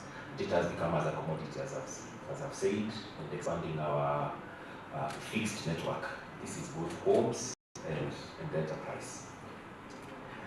As also we grow our market, we have some few areas not covered, but we are having other ways that we are looking to cover.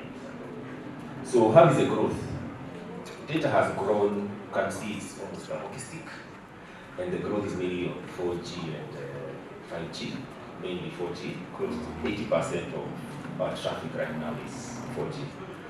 We didn't imagine this would happen like 10 years ago. If you would have asked us, we would not have thought 4G would have grown like this. But what has propelled this growth is devices. And with such kind of devices, there's a lot of connectivity happening around, and Kenya being one of the most connected countries in Africa. Talking of 5G, is a technology that we say is coming up. We know 6G is coming up in 2029, 2030.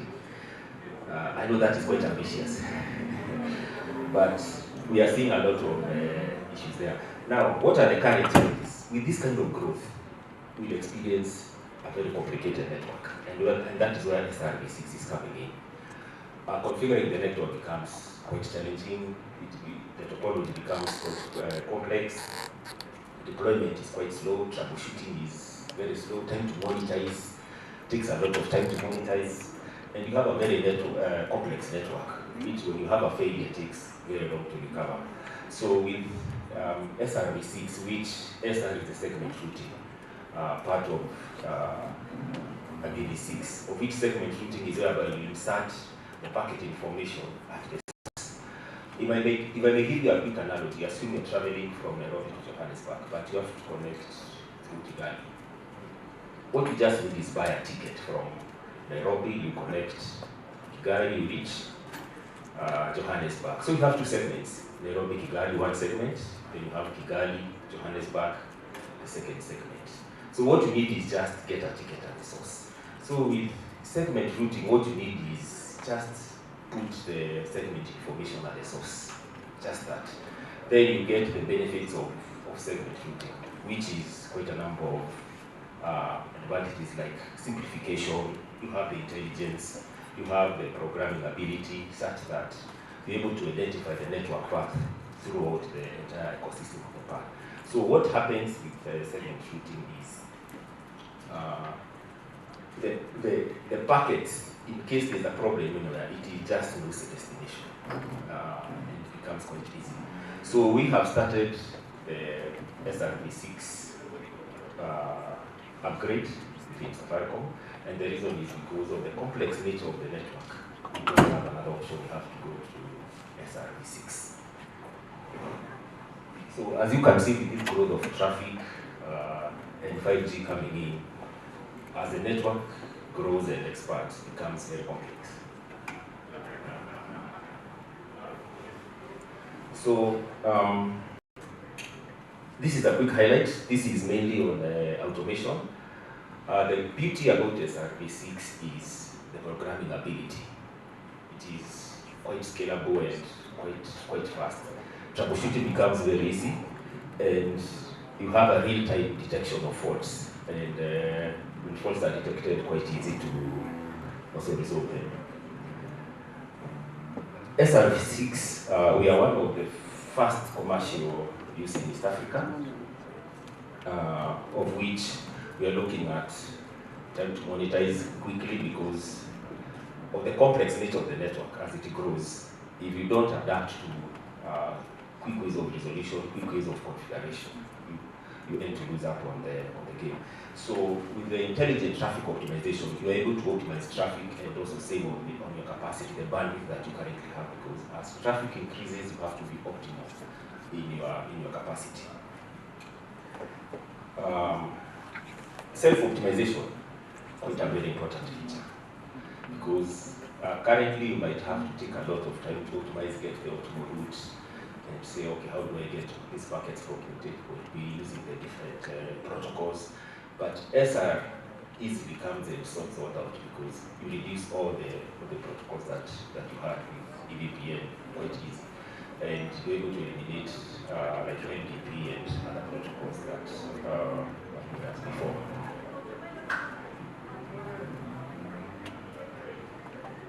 So this is just a quick example of the great value that SRv6 is bringing. Fast topology collection, very fast. Optimization time, instead of months, takes minutes. Then data selection becomes real time. So as an operator that is getting into this, because we're in the process of getting into SRv6, we have had 3 months of planning on this. Now we're in the phase of implementing SRv6 within the network. And here I'm showing you the team that is working on this. This will take us, it will not take us 1 month, it will take us months and months to have the whole network on SRv6, both on the mobile side, on the fixed side, on the enterprise side. Right now we are doing a convergence of the mobile and the enterprise as well.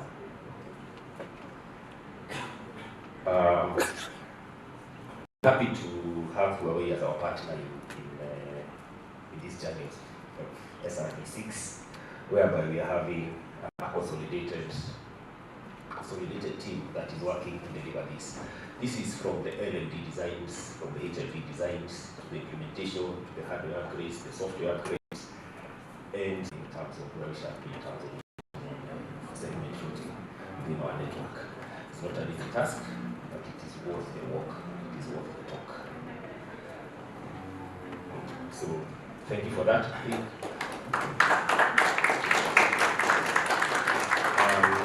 I want to play a short clip. There's a very short clip that I want you to watch.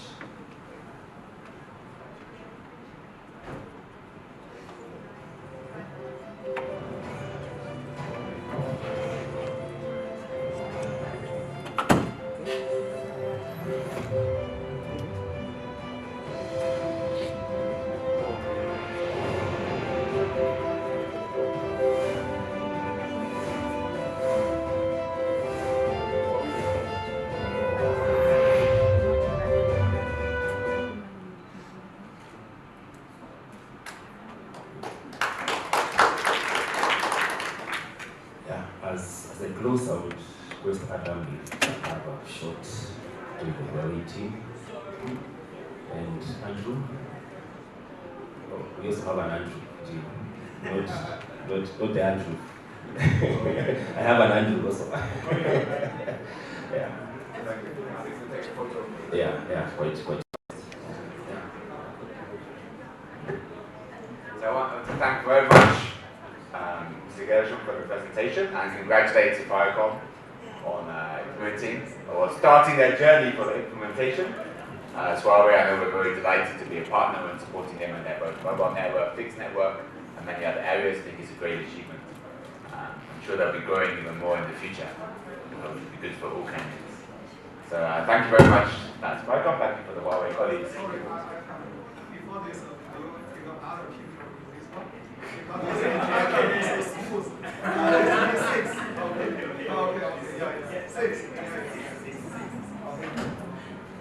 And then I think Paul, where's Paul Mui? Oh yeah, ready to come up? Okay. So we'll just have another presentation from, thank you very much. We only have a couple of quick presentations left. I think I'd like to invite Paul Mui from my ISP to come up as well. I think he also can share his thoughts about IPv6, probably a slightly different kind of ISP to Safaricom, but also I think very important to hear from other players.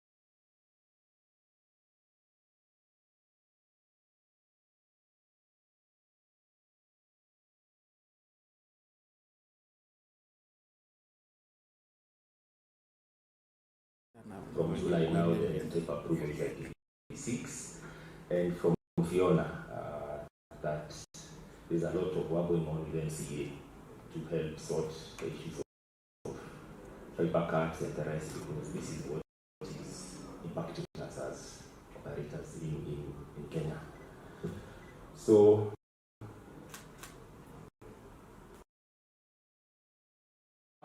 when Bashir talked about the allocations that we have been doing from Afrinic to the service providers, that is their part to allocate to us the IPs upon request. But when we are given as providers, do we just advertise them? We have talked. The previous speakers have talked about the deploying of IPv6, and which you don't deploy in your own core network to all the way to the customer. How do customers get to know that there is IPv6 and how best to use them? It is through us, the providers, who are supposed to push it. Now, that reminded me of a customer a few years back who requested for internet connectivity from us. And their main concern was, are you going to give me IPv6? They didn't want to do anything to do with the IPv4. Well, I don't know what they were doing with IPv6, but their major requirement was IPv6. And that's the time now I'm already against Afrinic, and thanks to Bashir and his team, they have been doing a good job in terms of making sure the technical people around Africa are well conversant with IPv6 through their continuous training. So again, I've just, because my previous speakers have talked much about all these things, I will not so much dwell in the technicals about the IPv6, but I will look probably more into the acquisition. Bashir talked about the acquisition, which is currently free for IPv6. But I will emphasize more on, if you get the IPv6, deploy it in your network, make sure that your network is ready, and also try to push it to the customers. And how do you push it to the customers? One of the things that we introduced as MySP is whenever customer signs up, we ask them whether they are interested in IPv6, so that we see they have any services that we run on IPv6. If they do not have, then we try to just give them an overview of why they would need IPv6, depending on the devices that they are running on the network, and trying to discourage them from running on NAT.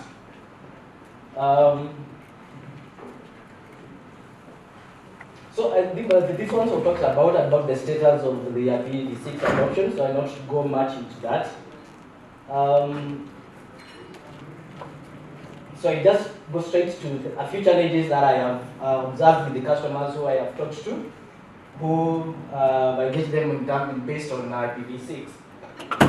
So some of them have that comfort of IPv4, NAT, and private IPs. And they are a little bit scared about going to the alphanumeric addresses of IPv6, trying to say that it is complex, they just want this one they have been used to. But at the end of the day, we have no choice. Before we will be cut off with time. Most of the countries around the world have been there. Bashir said that we have 1.2, which very soon I know will run out. So again, the comfort of IPv4 NAT is something that's just a time bomb. Then there's the expertise about the deployment and the use of the IPv6. This one is all going all the way from the providers to the customers. How well are they in terms of implementation of IPv6? Again, I will just refer to Afrinic because I have benefited much from Afrinic's trainings about IPv6. Part of IPv6 from Fiona with the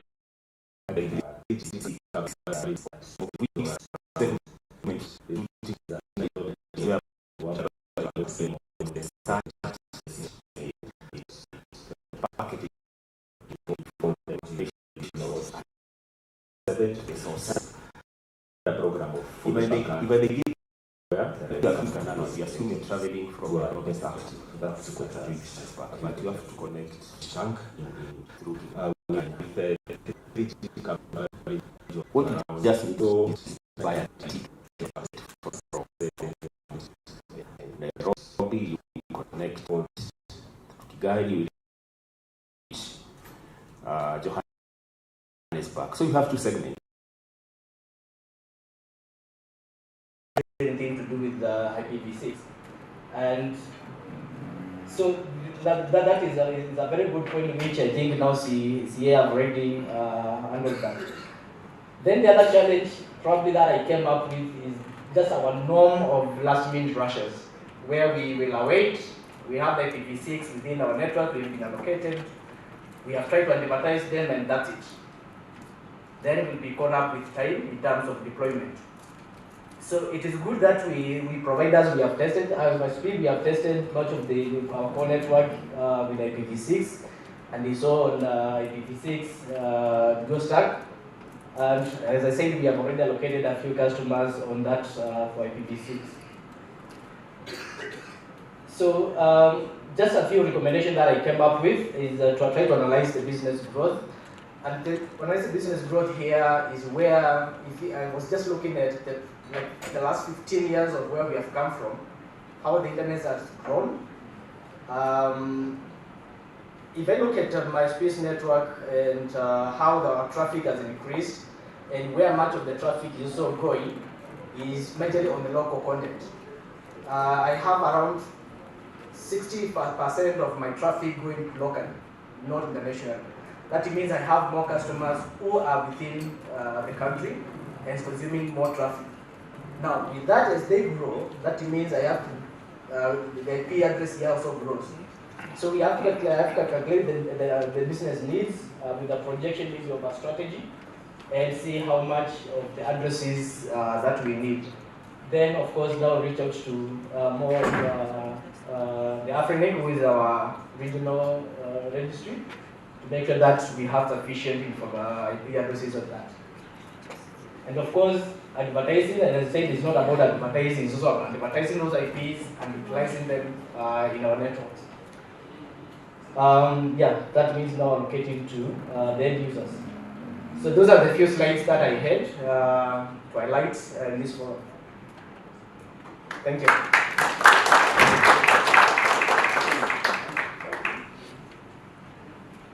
Thank you, Paul. Very succinct. I think we've got a really good balance between some very technical people, some very operational people, as well as some of the real benefits as well. So it's been a really good combination. I really appreciate all your patience this morning. We only have one last speaker.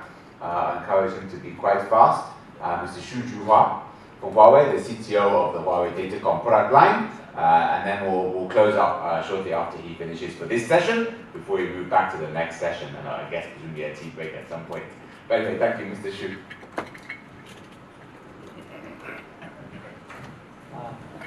Thank you, Adam. As Adam said, it's good news that this is the last topic. And someone told me that the last maybe is the best. So I'm Jack Xu. I have been dedicated to the combining with IPv6 enhanced technologies with the customer service to better solve problems and to innovate. Today I'd like to introduce Huawei Intelligent Convergent IP Network to inspire business growth. To launch 5G services, two types of infrastructure need to be prepared in advance. The first is base station infrastructure, including power supply, air conditioner, LAN space, and generally, this preparation of this type of infrastructure takes about 3 to 6 months. However, another type of infrastructure involves hundreds of planning, design, development of hundreds of routers. This is network infrastructure. Network infrastructure preparation is a long-term activity. So sometimes 5G service cannot be launched successfully even because one line card of the routers is not ready. And this situation actually happened in some operators. So the top one principle of the global operators in the past years to launch their 5G service is that 5G service transport network first. I think this is also very important for African operators. In addition to 5G, home broadband market is also developing very rapidly. From 2022, the number of FBB users will increase 53% in the next 3 years. So, FBB services need to be planned in advance together for the device upgrade and reconstruction on the live network.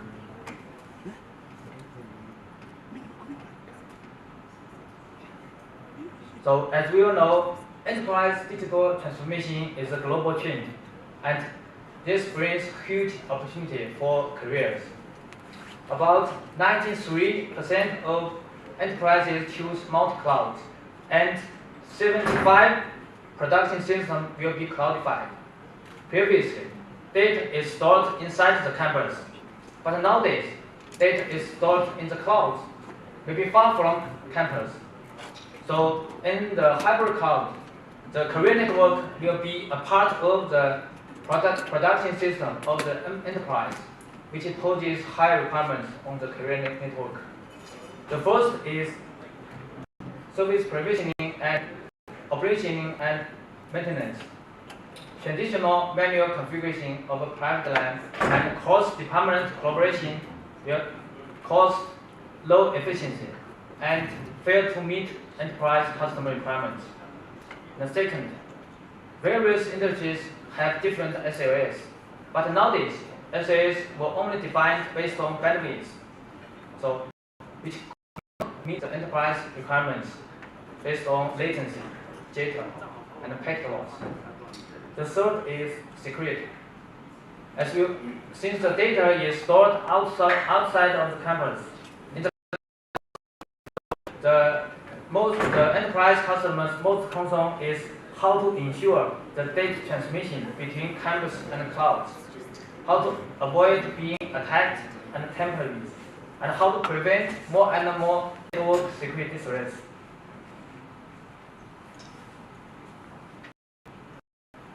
As I mentioned before, there are 3 bigger opportunities: 5G, home broadband, enterprise digital transformation are emerging at the same time. So it is critical to have an intelligent for-service IP network, best TCO, long-term evaluation for the services. So this is the mission of Huawei. I'd like to share with you the key value of Huawei Intelligent Convergent IP Network.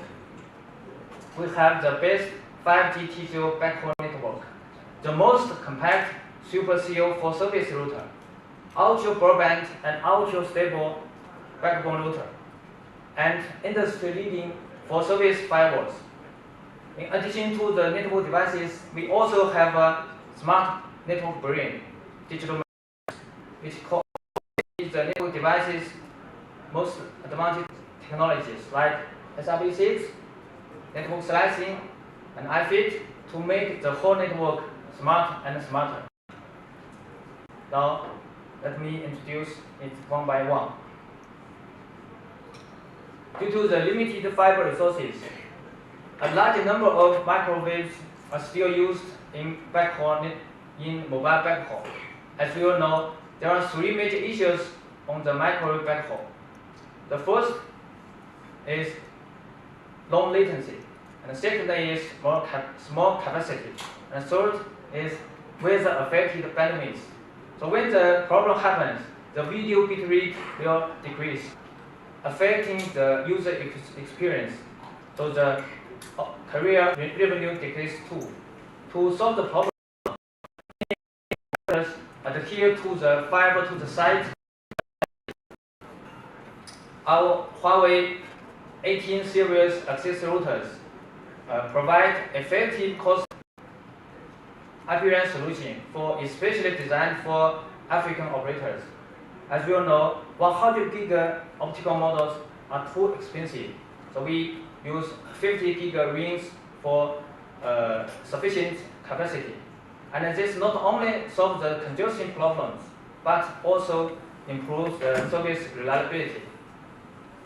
In addition, Huawei's unique 50 gig single fiber bidirectional optical modules can help customers to save 1 50% of fiber resources. And many operators have limited room space and limited power resources in the CO sites. But with the development of CDN, MEC, power supply and room space in the CO site cannot meet the service development. To solve the problem, Huawei redefined the CO router to integrate the BRAS, CDN, IP6, SR, SA devices, 5 devices into one device. So one device can have 5 functions at the same time. The direct benefit is the room space and power consumption is saved dramatically. Net Engine 8000 series router not only have the advanced 400 gig interface, but also have E1, ATM, FVG, low-speed interface, which are used widely by enterprise customers in Africa.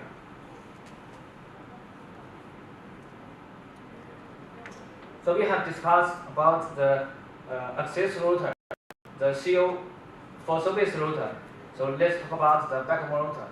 Traditionally, different services have different backbone router. Huawei so that brings high capacity and OPEX. So to solve the problem, Huawei converged the 3 backbone network into one backbone network. To simplify the network further, we can convert the P router and the P router into one router. So this is the solution for the backbone network. This is a whole family of Huawei intelligent commodity IP network. Our solution is based on our self-designed chipset and operation system, so we can provide consistent and best experience. So at the end, thanks for the wonderful speech today, and you inspire us to try our best, to do our best to build the best Kenya. Thank you.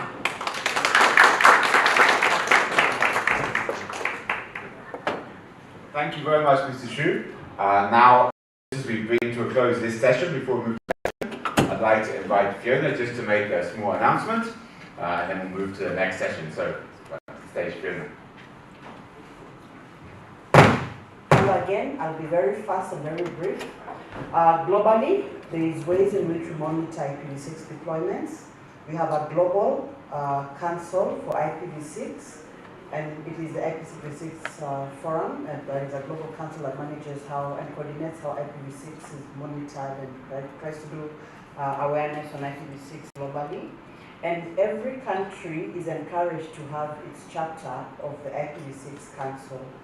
So today, as part of our Kenya Peering Forum, we are going to on the launching of the Kenya chapter of the IPv6 Council. And to help me, I'm going to invite the Global Vice President, Mr. Tay Dinmarian, to please come forward, and Dr. Franklin from the Communication Authority, please come forward. The Kenyan chapter is going to be open to all stakeholders.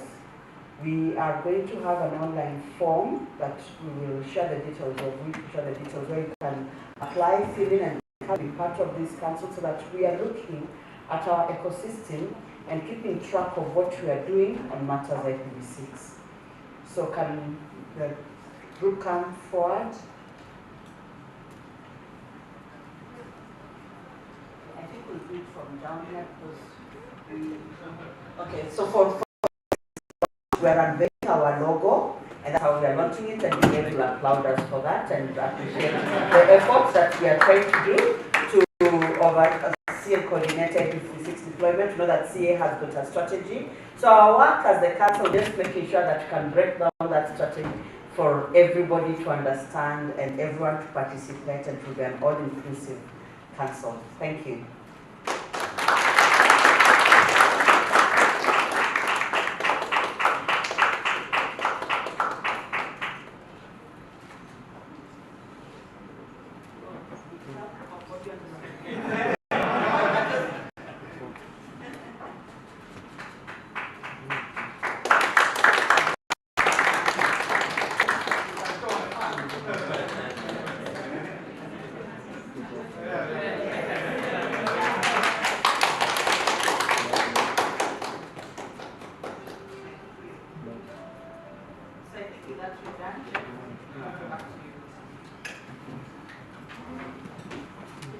Thank you so much for that, Fiona. And I mean, what's a launch without applause?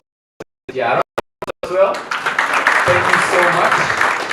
We're moving quickly along to our tea break. Because of time, we are a bit overrunning our program. We'll have a 15-minute break. So, by my watch, it's 11:45. Could you please convene here at midday as we go on to the next session? We're talking about data and the importance of having your data local. Short break. We're back in 15 minutes. Thank you.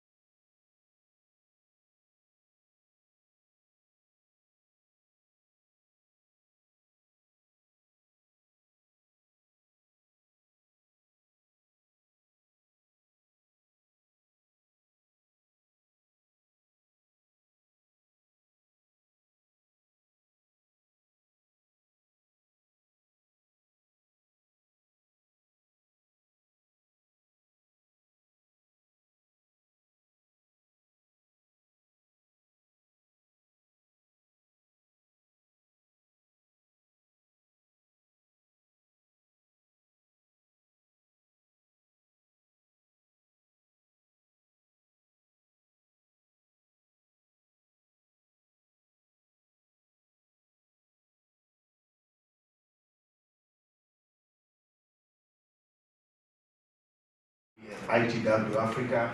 I say Karibuni in Kenya, and please, we always look forward to you visiting us one other time. The other thing I wanted to say is that really, ITW being the first time that we are having this conference in Africa, what always happens in these kinds of conferences, you get the customer-facing representatives for various organizations attending these kinds of forums because it gives all of us a chance to have a discussion with our customers. But you hardly have a similar thing happening with the technical gurus, those that are actually behind the curtains and always making sure that the various technological solutions that we are talking about are actually running fine. So that is how comes together with TESPOC, together with the other sponsors, we actually then came up with Kenya Peering Forum as a side event, but co-located within ITW to make sure that we are first and foremost appreciating the good work that all of you gentlemen and ladies and gentlemen are doing. So really we appreciate it, and it's something that we wanted to make sure that is appreciated at a global scale, considering ITW's opportunity. As Africa data centers, one will probably be asking themselves, how do we come into this whole discussion when we are talking peering?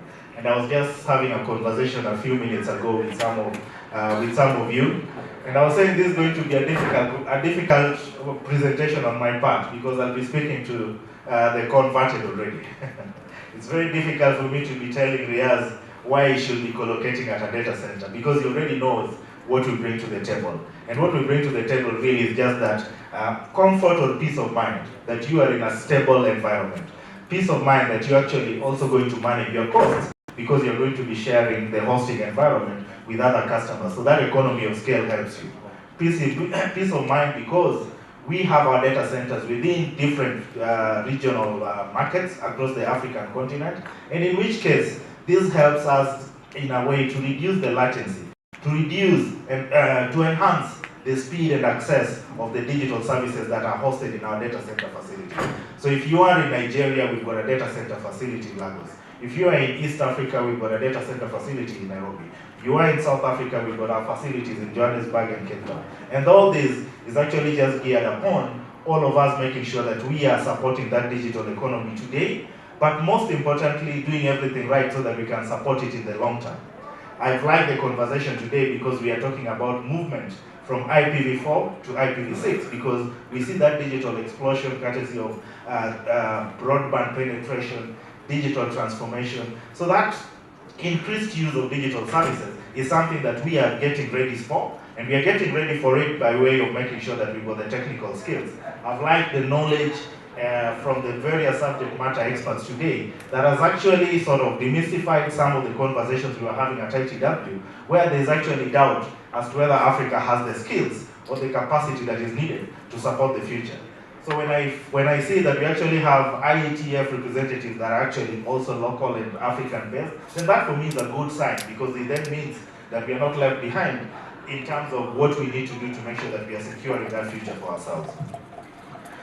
Going back to where I come from as a data center operator, we've been in the space for more than 10 years. And like I've just mentioned to you, ours is to make sure that we can offer the hosting services in the most convenient manner to our customers.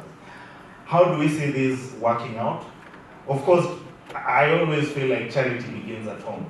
So when we see peering platforms like KXP, which is owned and built by local communities, for us, that in itself was an opportunity so that we can partner with them and make sure that we are offering them a stable environment to offer their services to the community that is represented in the halls today.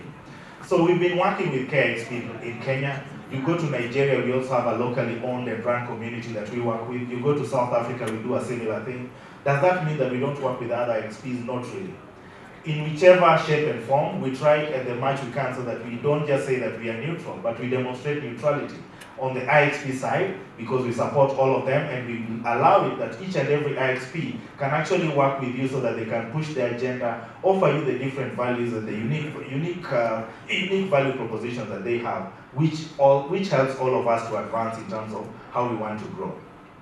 We also try as much as possible to make sure that we are not just saying we are carrier neutral, but we demonstrate that neutrality. So in our partnership with KXP, today we have other IXPs that have actually joined the East African ecosystem. I see the likes of Asproid who've launched. I know the likes of Links are also on the, on the verge of probably making sure that they also have presence locally and activating their services.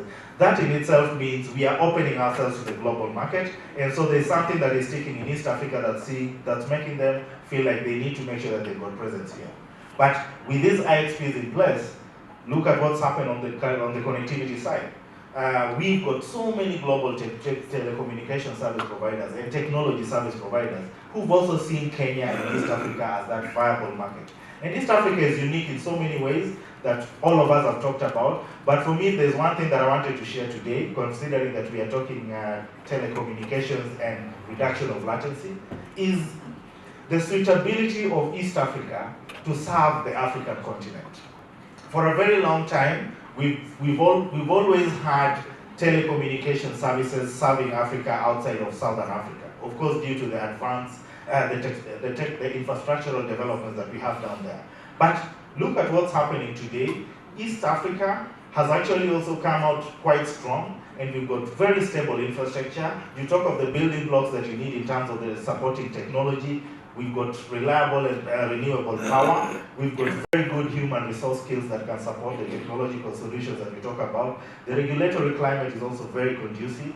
And the investor support that we're also getting from the government and the region as a whole is also helping us a lot, so that we can make sure that we are supporting the businesses, because ultimately we are in this for commercial purposes. We feel like East Africa is going to be much better in terms of sort of being a central location to support the African continent. One perfect way of demonstrating that is the fact that Africa Data Centers supported ICANN to have the very first, address resolution servers in Africa, hosted in our facility in Nairobi. And they saw that as ideal because from Nairobi or from East Africa, it's a lot easier that they can actually support Northern Africa, they can support Western Africa as well, but also support the Southern African market. And this, for me, is why I joined the community, the local community, in making sure that we can make it known to all the customers that really, if you want to have a Pan-African operation that is going to support your technology or the telecommunication services, please do consider East Africa, because we are ready for business and we've got the right kind of infrastructure that can support you achieve that. I wouldn't want to delve much on what other activities that we are doing, but of course we are talking about the future. So as we get ourselves ready for that digital explosion, as Africa Data Centers and all the other data center players that we have in this hall, we are also doing a lot. And that is why East Africa has become home to now what we are calling hyperscale deployments and developments that we are having. I know of a number of players that are putting up to the tune of 10 to 20 megawatts of data centers. And we are doing that purposely to make sure that we can bring back Africa's data home. And the only way that can happen is if operators like ourselves can actually, take a safe bet and make sure that we are demonstrating to the world that, we are doing everything possible and building that infrastructure so that you can actually see us as that partner that is already here with local skills, with the local relations to support you. I want to end by requesting or maybe making sharing an invitation that over lunchtime when we'll be proceeding for the lunch break.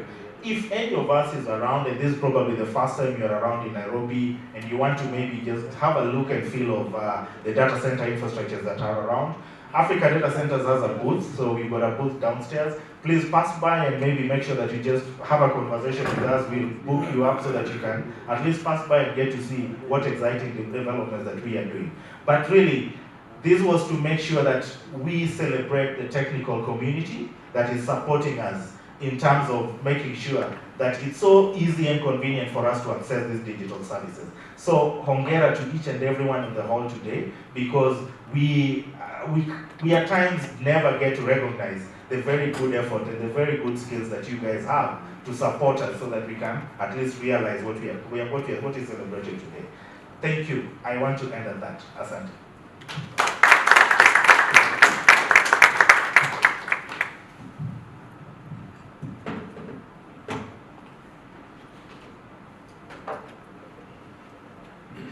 Dan also says in case there are any questions, he's happy to engage. And I believe, Dan, even if you said that speaking to this audience is like speaking to, preaching to the converted, there's also fellowship. You meet every Sunday, even when you're saved, just to make sure you keep the spirit alive. So that's what you're doing right there. Thank you so much for that, Dan. At this point in time, I'd like to call on stage Mr. Mishuki Mwangi, a distinguished technologist, just to speak to the impact of peering in this particular ecosystem, not only in Kenya, but the region as well. A round of applause for him as he comes on stage, please.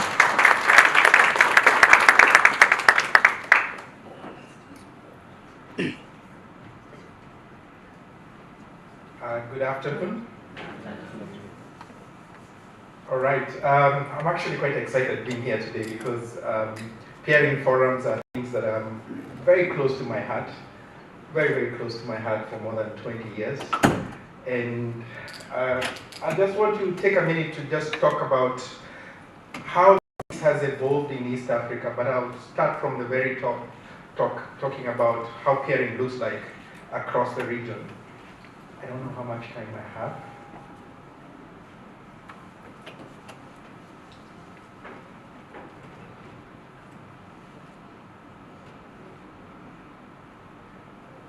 All right, so I have half the time that I plan to speak, so I'll try and be as concise as possible.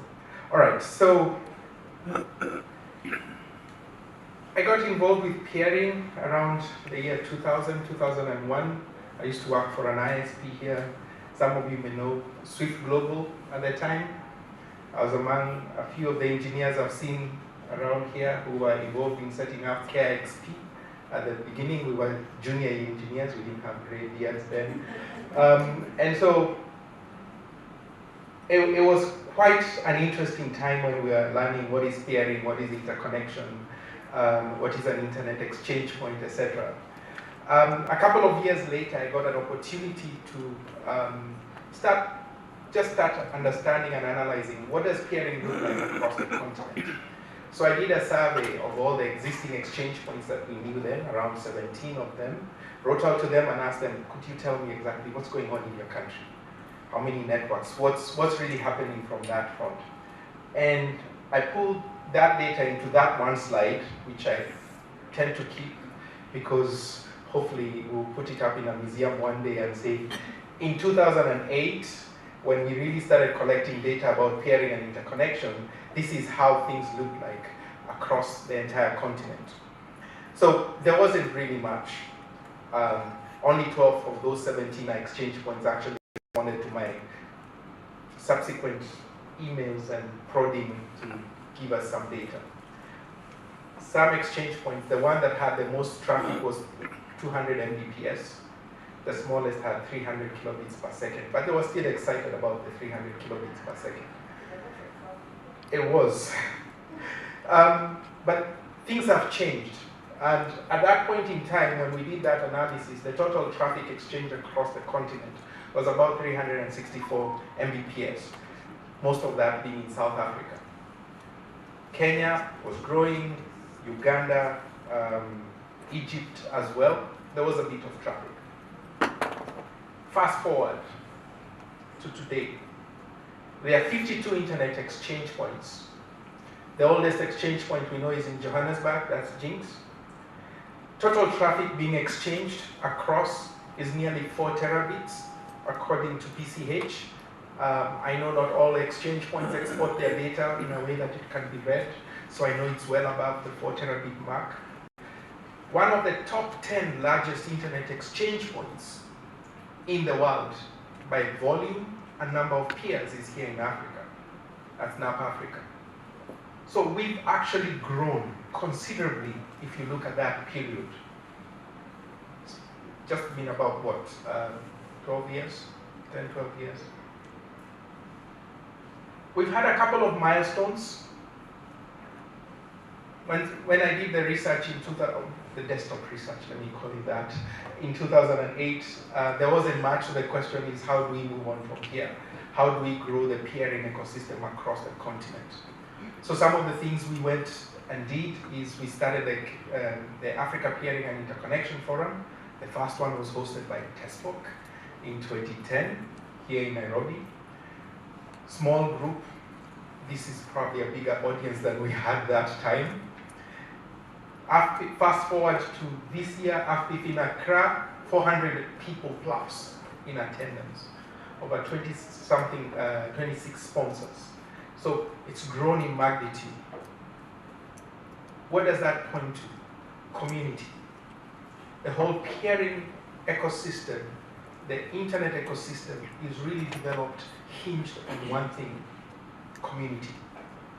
We can talk a lot about the technology. We can talk about IPv6, we can talk about SRv6, RPKI, name it. But what makes that work is the community behind it. So I'm actually excited that Fiona is launching the IPv6 Council here, because the objective is to create a community behind the adoption of IPv6 so that we can get more people actually doing what needs to get done. So everything happens because there is a community behind it.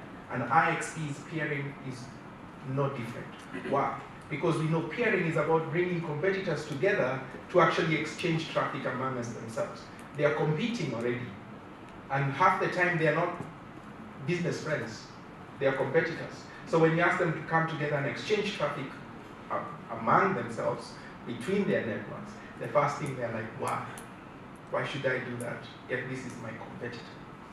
And so they have to get beyond that to be able to grow peering.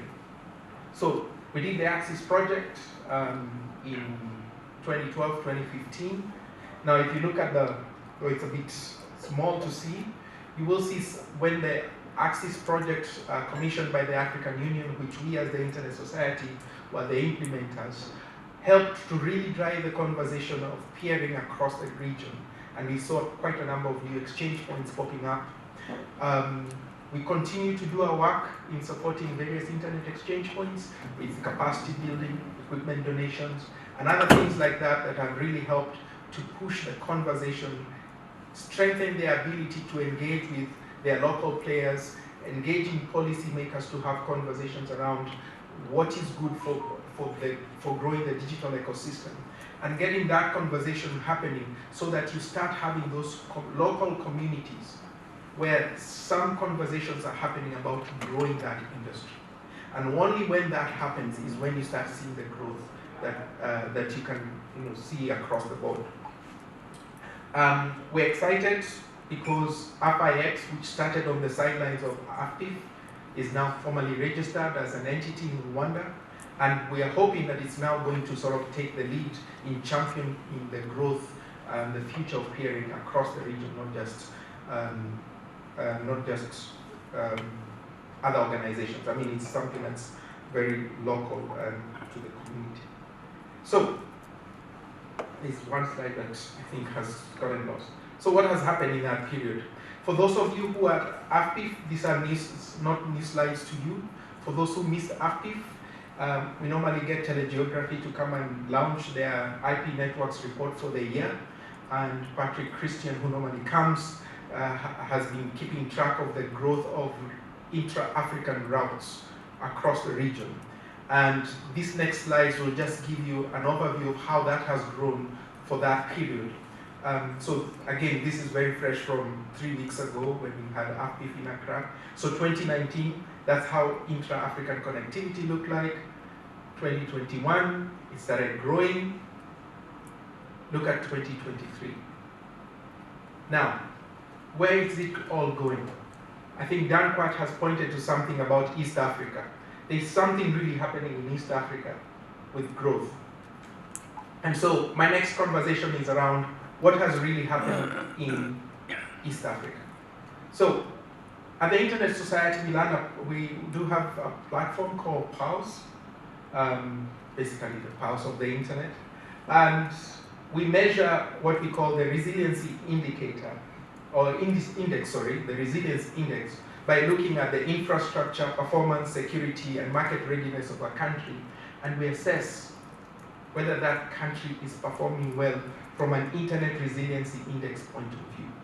Now, if you look at Kenya and East Africa generally, you will see that we are in our 40s going towards the 50s. In fact, Rwanda is very close to getting to a 50%, which is great compared to where we should be going. Even more developed countries are in their 70s and 80s. So it's a really impressive sort of performance and indicator that we have across the East African countries. Of course, some would need to do better.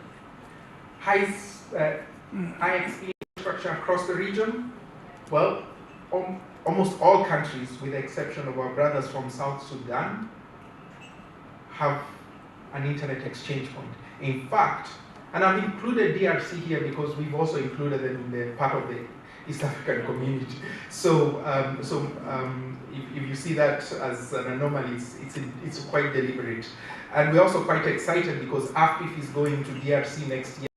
So it is coming to East Africa again, if you could look at it from that perspective. So DRC has 3 operating, 1 announced. Kenya, again, 3 operating, 1 announced, or 4 operating. I think Links is also already operating. But what is really interesting about this slide is to see how much traffic is aggregatedly being exchanged by all these. I did the math when I was doing these slides.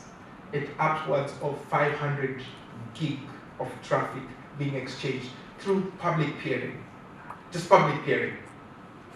There's a lot of traffic that goes off PNIs that we are not able to track.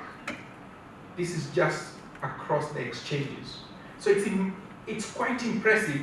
If you remember my first slide, right? Remember my first slide? The biggest IXP, 200 megabits, some up to 300, and the lowest was 300. Kenya was in between, I think at around 2008, we were around about 10 to 20 megabits. Across the region, just those countries, 500 gigabits. It could be more if you add in the traffic that's being exchanged across PNI. What does this mean? It means the work has been put in to develop the communities. There's a level of maturity in peering as an ecosystem, as a community, such that now we're even attracting other networks from outside of our region to come and peer in our markets. We're attracting other internet exchange points to come and set up operations in our markets. It is a positive indicator that the market is maturing, or if not, it has already matured. So it's quite interesting to take a look at this data. We did some analysis. There is a paper we did in 2020. We had this vision that we worked with the community around the 80-20 by 2020. Our hope was to have 80% of the traffic exchanged locally across all markets in Africa by 2020. Yes, we missed the goal, but some countries actually hit that goal. So from a continental perspective, we did it. But a few countries, Kenya, South Africa, and Nigeria, actually got to the mark. We did it as we were doing the analysis in 2021 to see what happened. Some of the lessons we learned from there is that the number of networks connected to those internet exchange points actually were critical to achieving that number. So if you look across, NAP Africa is way up there. I say it's among the top 10. It's way up there. And all the countries that you see with more than 50 actually got to that number.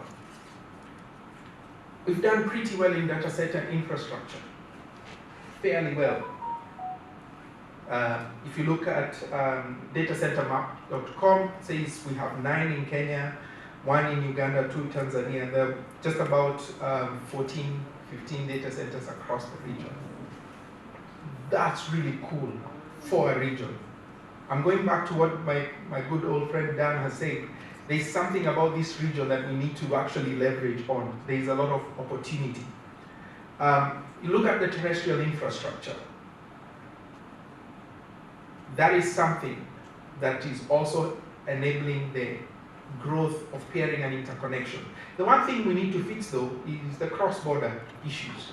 We don't always seem to coordinate how we cross borders. And it's changing, but it needs to get to a level where the big issue is pricing. One of the best examples that I like to use is in Europe, if you go between any major cities, think of Paris, Amsterdam, London, Brussels, think of any. What is the cost of a 10 gig circuit between those two cities? Can someone take a guess? I know Nurani is in the room. Tell them, please. 600, 800, between $600, $800 a month for a 10 gig circuit. Could be less. Now, let's pick any East African cities. Kampala, Nairobi, 10 gig circuit. It's in thousands of dollars. We need to fix that. Because once we fix that, it makes these data centers become a lot more viable. It makes peering a lot much better across borders. And I'll show you later on why it breaks things. Well, we've been fortunate that with that kind of growth that we've had over the years, there's quite a number of POPs deployed by the large CDNs in this market. Quite a number of them. You can look at this, it's Open Data Maps. It's done by Steve Song. That's the source. He's been able to map out as the deployments of the POPs are coming in. And you will see in our region, we pretty much almost have everyone on that list. So that's great. What does that mean from a peering perspective? Better access for the end users. You're able to save costs because most of the content, I think it was someone from my ISP, if I'm not mistaken, who said like 60% of their content, they just offload it locally. Our goal was to get to 80. I know some networks are at 80, but if one network is able to offload 60% of the content through the peering point, then that's really, really great. The goal is to get to 80. So, what are the enablers for that to happen? Of course, we need to go through market reform, fix the long distance connectivity. I think I've bitten a bit about that. Content regulation is a key thing that we need to address as well. Make sure that things like third-party intermediary liabilities, data protection, and all those regulations are in place. IXPs, we need to make sure that they are very vibrant, very diverse in being able to provide the quality of service that operators are looking for. And of course, we need to help networks grow. Because if networks are not able to bring the content from the eyeballs, meaning that I love my mobile operator friends, but unless you can do 5G unlimited, that's not going to grow traffic. Data bundles don't grow traffic, right? Data bundles don't grow. So we need to have more fiber to the home because that's what grows traffic. And so we need to find what are the workable solutions to grow the number of networks. People accessing fiber at home, because that's the only way we can grow that traffic. So that's something that we need to look at. And we certainly need to push our policymakers from an advocacy perspective. And I know Fiona does an amazing job in the policy advocacy space through TESPOC to get the regulator, to tackle some of the issues that are needed to create a better, more enabling environment for the ecosystem to thrive. One of the things we did many years back in 2010 was to have a conversation around, if I am an operator in Kenya, licensed by CA, and I want to go and peer in Uganda, can I get that, or do I need to have a license? And through that consultations through the IACO, the regulators agreed, yeah, if you're licensed by one of our member states, if you want to come and peer at our internet exchange point, you don't need to get a local license. So that was passed and approved. The exchange points collaborated across the region, they engaged the policymakers, and that was approved. So we need to have more of those engagements, because once we create that enabling environment, more peering will happen. So how do we go forward? First and foremost, we did an analysis to understand the growth of peering. And we identified it that there are sort of 3 stages of peering. Stage 1, where you just have the local ISPs peering. Stage 2, where you start getting local content and some regional content, ISPs coming in at some level, international content at some level. And by the time you get to stage 3, you have all of those in mass. So if you look at my example earlier of NAP Africa at well over 500 plus networks, it's not because they are all South African networks. A huge percentage of those networks are actually coming from outside. In fact, I do know of some networks who are probably present at this meeting that also are appearing at NAP Africa in South Africa. So we need to be able to grow that. And the only way we're able to do so is first we have to fix our borders, cross-border, and also the landing capacity access to, like, if we're to open up this further, Nairobi-Mombasa still remains a problem. We really need to unlock Nairobi-Mombasa. I'll say that here, and I'll repeat it again. We need to unlock Nairobi-Mombasa. The cost between Nairobi-Mombasa for IP transport, the transport, dark fiber, is not helping. It is actually working against everything that everyone else is doing. It's fighting against Dan, who's building. You're extending a data center, right? And all my other data center friends in the room, I know Dan for many years, so I can pick at him and he would get upset. So that part needs to be unlocked. If we are not 4th of October. Yes, please. So let's unlock that part. It's really making this region not realize its full potential. Another slide from AFPIF last week. This is one of the favorite things I like about the growth we've had and the impact we've had. When you look at the international IP capacity connected to Kenya as of 2023, so this is fresh from telegeography, it says that the top 3, which make up basically 60% of the international IP capacity connected to Kenya, is actually regional routes. That's to Uganda, to South Africa, and Djibouti, makes up 60%. So I think if we continue making the investments we're making, building and strengthening the communities that we have across the region, then we're going to see this getting even better. Because I want you to pay attention. What's Ethiopia looking like? 3%. I can bet that is temporary. We need to see this growing to 20%. TZ as well, and many other of the regional countries, DRC as well. That's something we should aim for. We also need to fix a couple of things, for instance, when it comes to routing and routing security skills. When you look at how we route our traffic, there's still some issues at the national level. So Kenya Peering Forum, KE folks, we need to fix. This is just a snapshot of how the routing is looking across various networks. I took this last night, and you can see there are some people who are not taking advantage of the exchange points to exchange traffic.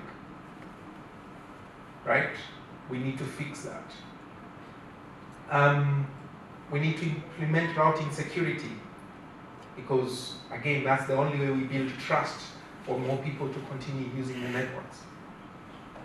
When we start crossing borders, so I did this test again last night, and I picked a point across the 5 East African countries. I picked a host in Rwanda, so one of my friends in Rwanda, Rhinex, I said, what does it take for all the probes we have, the Atlas probes we have in the region, in those 5 countries, to reach that host in Rwanda? And the results show that the probe in Rwanda got there fairly well. There were some others, however, that if you see anything that's red, orange, and above, means it was more than 50 milliseconds to get to that host in Rwanda. So remember my conversation around cross-border?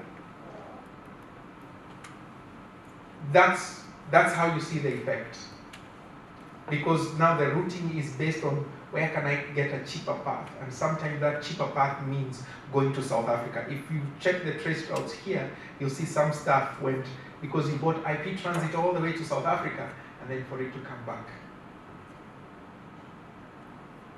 Because of the business decisions that result from that. So we need to fix some of those issues. Thank you.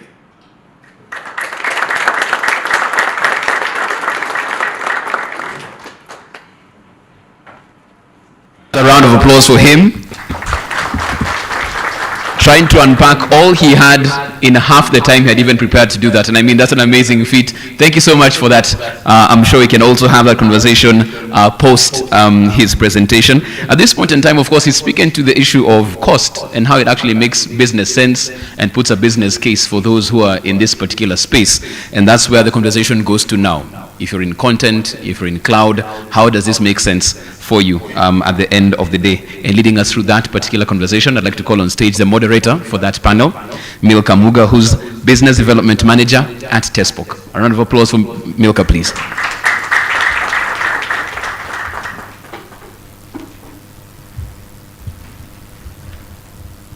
Good afternoon, everyone. Hamjambo. Asante. At least you live here with one Kiswahili word. So thank you so much, Mishuki, one of our founding fathers of KIXP, Kenya Internet Exchange Point, a proud of Africa, pride of Africa, same as our country, Kenya, same as our airline. So we are here to start on the conversation on content and cloud. Allow me to introduce the panel. We'll begin with Esther Kimani, kindly come on stage from Viusasa, Royal Media.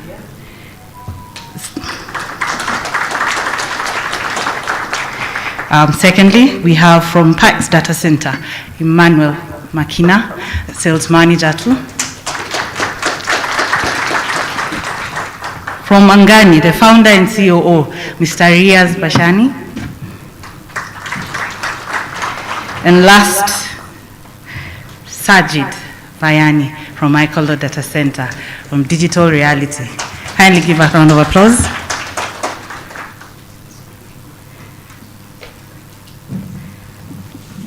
So the topic is very interesting, content creation. I know most of us know content creators. Yeah? We all know them. You hear Crazy Kenna, you hear the likes, you just feel like laughing. They're funny, they make us live longer. So content creation pertains to digital content. That is where it is consumed mostly on the internet. And that's the conversation we want to have here. And that's where the money is. So I will give each panelist at least 5 minutes or less, 3. Just to give a brief introductions on themselves.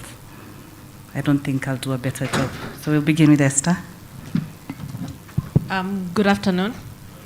My name is Esther Kimani. I work for Royal Media Services, which is part of it is known for Citizen TV, Inoro TV, Ramogi TV. So we have 3 TV stations, 15 radio stations, 1 on-demand platform, an advertising agency, which we've just launched. We have too many things. We have a gaming platform, Shabiki. We own View Travel as well. So we are moving away from being a broadcaster to being a technology partner as well. Congratulations. Why did this happen? Oh, sorry, I work for them as the head of content for Viusasa, which is our on-demand platform. It was launched on the 10th of October 2017, so we'll be turning 6 next month, and we are very happy about that. So why did this happen? All these things were set in motion in 2015 when the digital migration happened. And a lot of you who are Kenyans know the fights that we had in court trying to fight against digital migration. Why were we fighting that? Because we didn't want to be hosted by one person. We wanted to host ourselves, wanted to continue being dominant. Unfortunately, we lost in that battle. But then again, it was also a blessing in disguise for the organization. What did that do for us? It forced us to start thinking and thinking very hard, because when that happened, there was competition. We moved away from 5 TV stations to about 100 of them overnight. So when we would say that we are number one and we ran the biggest TV station with 78% viewership, overnight, people moved to other TV stations. So it opened up competition for us, but also it opened up content diversity. People were able to get content from different places and different channels. So our chairman, Dr. SK, then sat us down and asked us, what then can we do? And that's when the conversation of OTT platforms came. And that's when we sort of started the conversation of having ViewSasa born, and it started operations in 2017. So what is ViewSasa? ViewSasa is our on-demand subscription service, but we also have now Citizen Digital. Citizen Digital is more our free on-demand platform for news and free content. What has that done for us? It has increased digital dominance for us. We are able to, I think we are the number one, we are still the number one station in East Africa. Yes, we are. Yes, we are, because I don't think there's anyone else who's been able to create an OTT platform that can rival ViewSasa. For the ones who are not Kenyans, there's an interesting tagline that even politicians use, that they say, "Utaionea kwa ViewSasa." That tells you how dominant ViewSasa has become. What is ViewSasa? ViewSasa is our video on-demand platform. What do we have? We have local content and international content, but when we were formed, the initial conversation was local content. Citizen TV or Royal Media is known to have vernacular radio stations, so we have 15 of them. The plan was to have another 15 TV stations.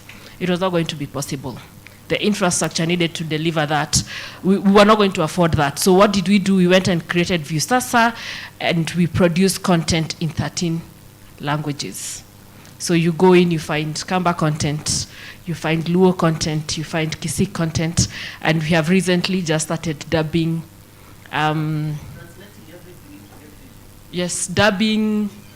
dubbing Hindi content into Kamba, into Kisii, into Kikuyu, and you'll be surprised. People laugh about it, but go to Nyanza region between 8 and 9 p.m. You'll be robbed and no one will come to help you because of Choti. Initially it was Tapki, now it's Choti. Yes. You see, she knows. She's a consumer. Go to central Kenya, there's Kumkum and Kundali. Yes. And initially, this was not going to be possible if we had stayed in the traditional era. Even as we went into the digital era, we're not going to produce all these shows and have 15 TV stations, 17 TV stations.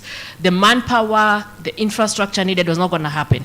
So with ViewSasa, I have a leaner team of about 40 people, but we produce content and provide content in about 15 languages.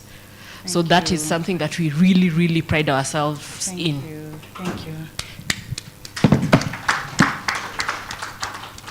Yeah, so my name is Emmanuel Makina from Pikes Data Centers. I think for us being Kenyans, let's just stick to Pikes. But for those who come from French-speaking countries, they call it PE. It's an acronym for Pan-African Internet Exchange Data Centers. And our vision is to be at the heart of African digital economy. So we do this by building data centers at very strategic locations. So for the case of Nairobi, we are the only carrier and cloud neutral data center at the Central Business District. So that's how we differentiate ourselves. And we are replicating this model across Africa. So being a Pan-African operator right now, we have a data center in Ghana. We're just doing an expansion there. We're also in the construction phase for Senegal, Ivory Coast, and also in the short time, we're also setting up in Rwanda. So for those of you who have interest in Rwanda, we have acquired land there and we're in the process of setting up. Thank you. So we're excited to be here, and we want to thank KXP because they were our first guys to bring in equipment in our data center, so we don't take that for granted. Thank you so much. Thank you so much.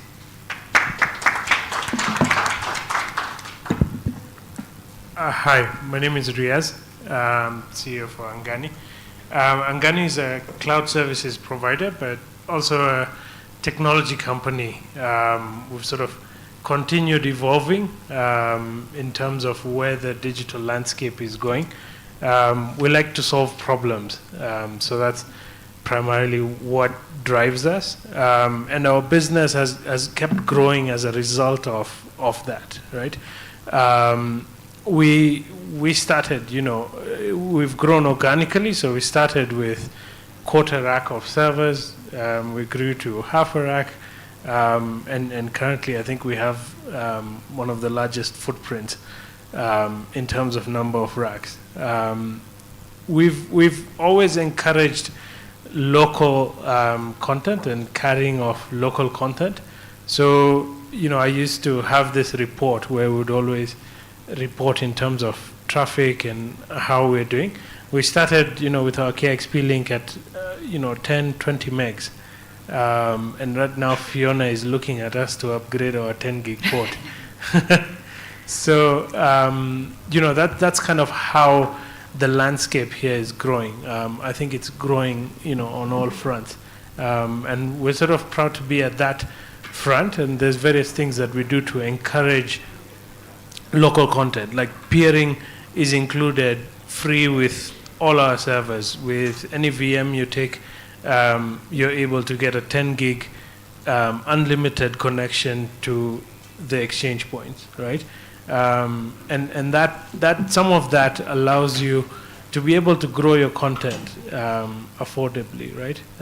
Allows people like Esther to be able to reach more consumers, and that's the whole point of why we feel that it's better to do this as a local provider and be able to serve customers as that local provider, because we understand the market here very well and what the market needs.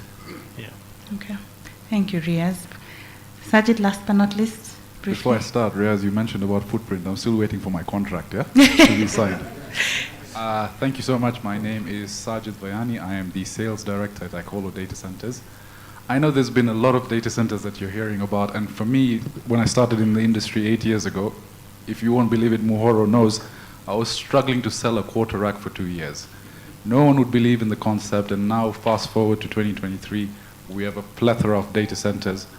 So Icolo started in 2018. We started in Mombasa. We built our first carrier and vendor neutral data center. And a lot of people at the time were asking us, why Mombasa? Why not Nairobi, where everything is? If you look at Mombasa on the African map, especially the East African map, it is the gateway hub into East Africa. It is where all the cables land first and then terminate inwards. And traditionally, most of the cables would land in telco-based sites. So in order to get access to them, you would have to pay a hefty cross-connect fees to talk to them. And that's the problem with the limitation of getting access to content and further on. So when we opened that neutral site, slowly but surely, we had a lot of support from the local ecosystem, TESPOC and the exchanges eventually all set up shop there. Now what we have is we have a collection of 70 networks from regional players as far out as DRC Congo, we have from Dar es Salaam, we have all people from Mauritius, all congregating in Mombasa to pick up traffic. That then attracts the like of the cloud providers, the CDN, the content delivery networks, because it's an aggregation point.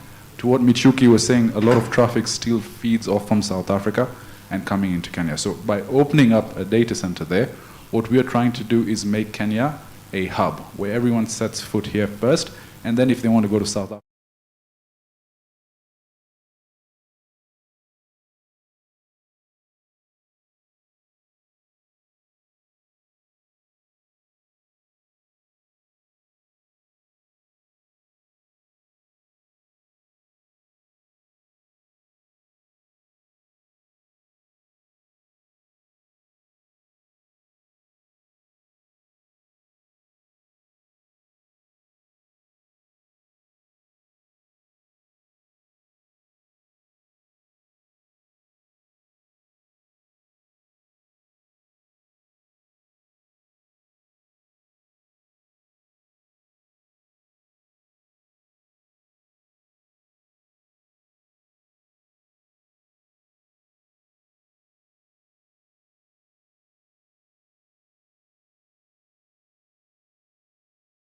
How is it benefiting your customers? I think that's a very difficult question, especially if you speak after Dan has spoken. Yeah. So in terms of what we are doing, I think for those of you who have had an opportunity to visit our data center, I'll say is a digital ready interconnection point whereby the infrastructure has been well thought out, and in terms of location, it's something we spend time to pick an ideal location. So in terms of how we are connecting the dots for connectivity, Pikes Data is becoming a natural point of presence diversification. So for the ISPs who had only maybe one point of aggregation of traffic, they are now moving some of their traffic to Pikes Data Center in Upper Hill. Then in terms of how we are working with the ISPs to incentivize them to grow the internet community, we have both commercial incentives and technical incentives. So like for all the ISPs collocating at Pikes, we give them free connections to internet exchange points. That's how we are working with them. Then also we have partnered with the KXP.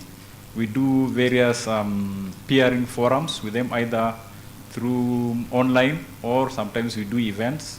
Like last weekend we had an event in Naivasha where we had the team from KXP and we had over 30 ISPs there where we discussed the issues emerging within the industry and we see how we can support them.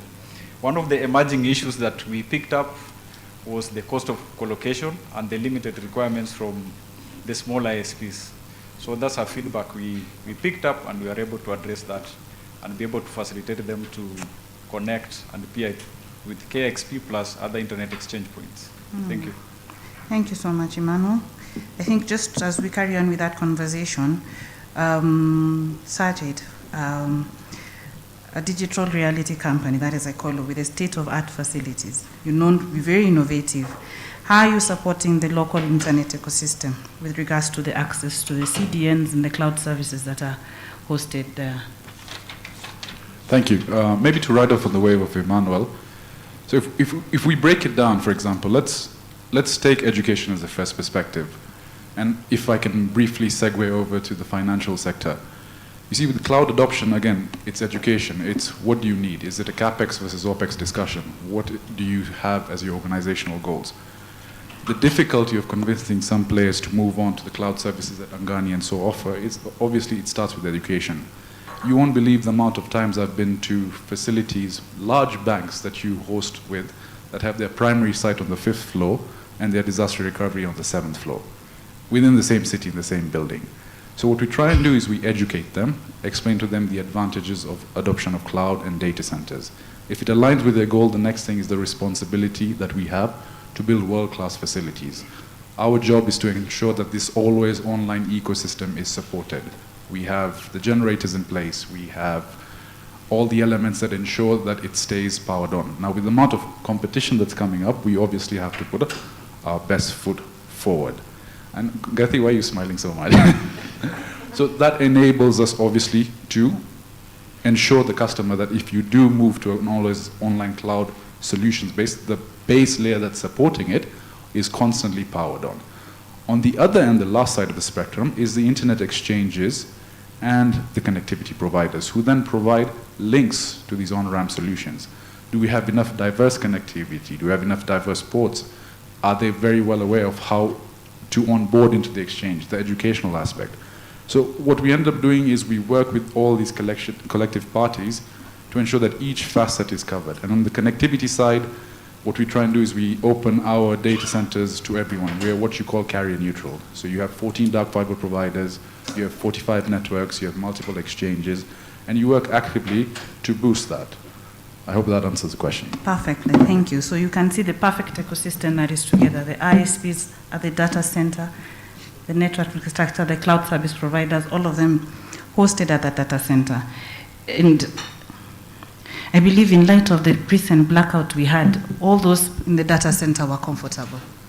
Those who had their DR on the 7th floor and their main servers on the 4th floor knew that was a long night for them. I know Pike signed a few contracts. We all did. Yes. So we should have more power blackouts. We'll definitely benefit in the data center space. I think that Monday I really got a lot of inquiries. I think maybe she'll talk to Kenya Power to do something again. So now that we have the housing covered, the home, we need to have what is to be put in the home. And here we talk about the content now.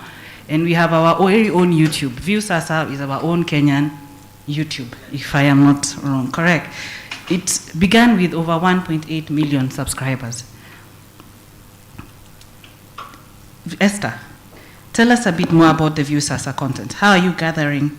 How are you distributing it? What challenges are you facing? I believe that is where, if we are to get, but they say you are looking for margarine, you look for blue band. If you're looking for, is it diapers or Pampers? They're all Pampers. Detergent is almost. So now content is Viusasa, and we want more to come on board. So just tell us a bit more about the journey of Viusasa. So as I had said, Viusasa is owned by Royal Media Services. How do we acquire this content? Citizen TV prides itself in production of its own content. So in line of that, we also produce our own content for Viusasa. So a lot of the content on Viusasa is produced in-house.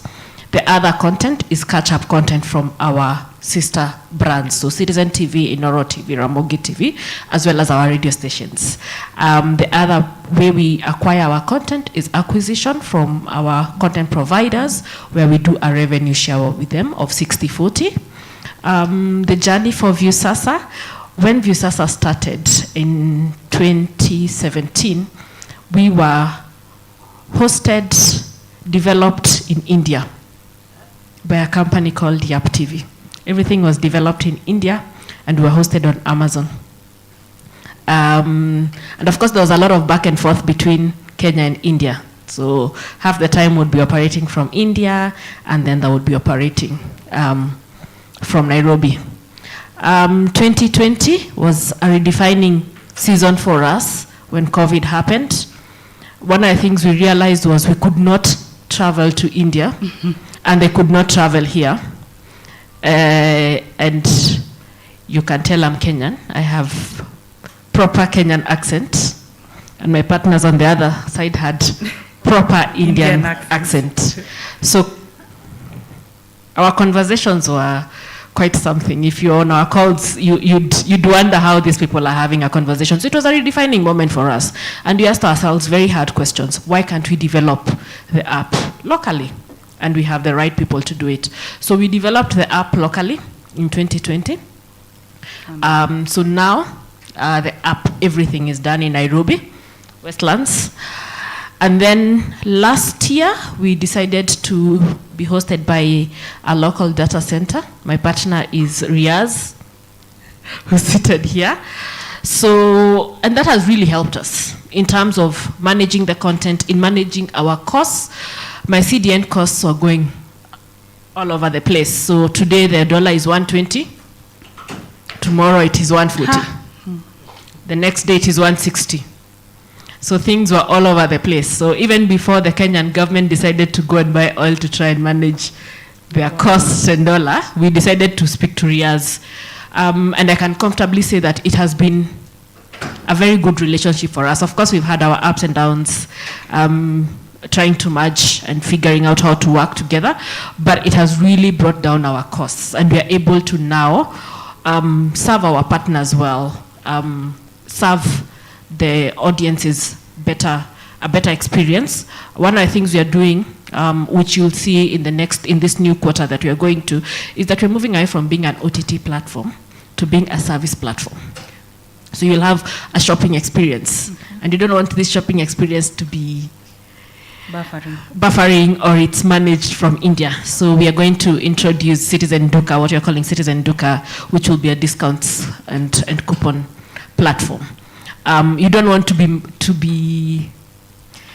be booking for your trip and everything is all over the place because you are hosted in India or in the UK.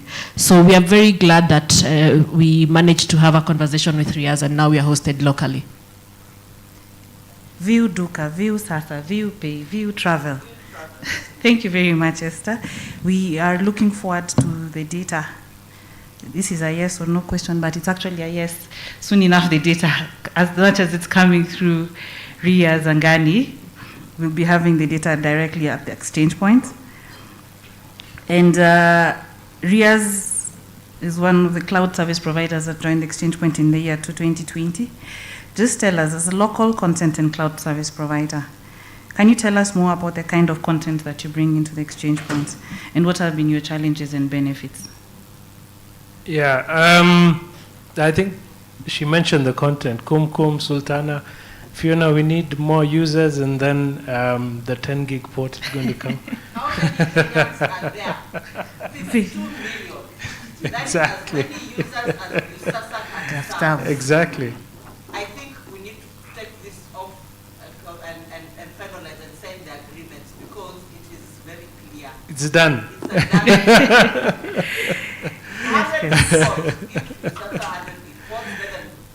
Exactly.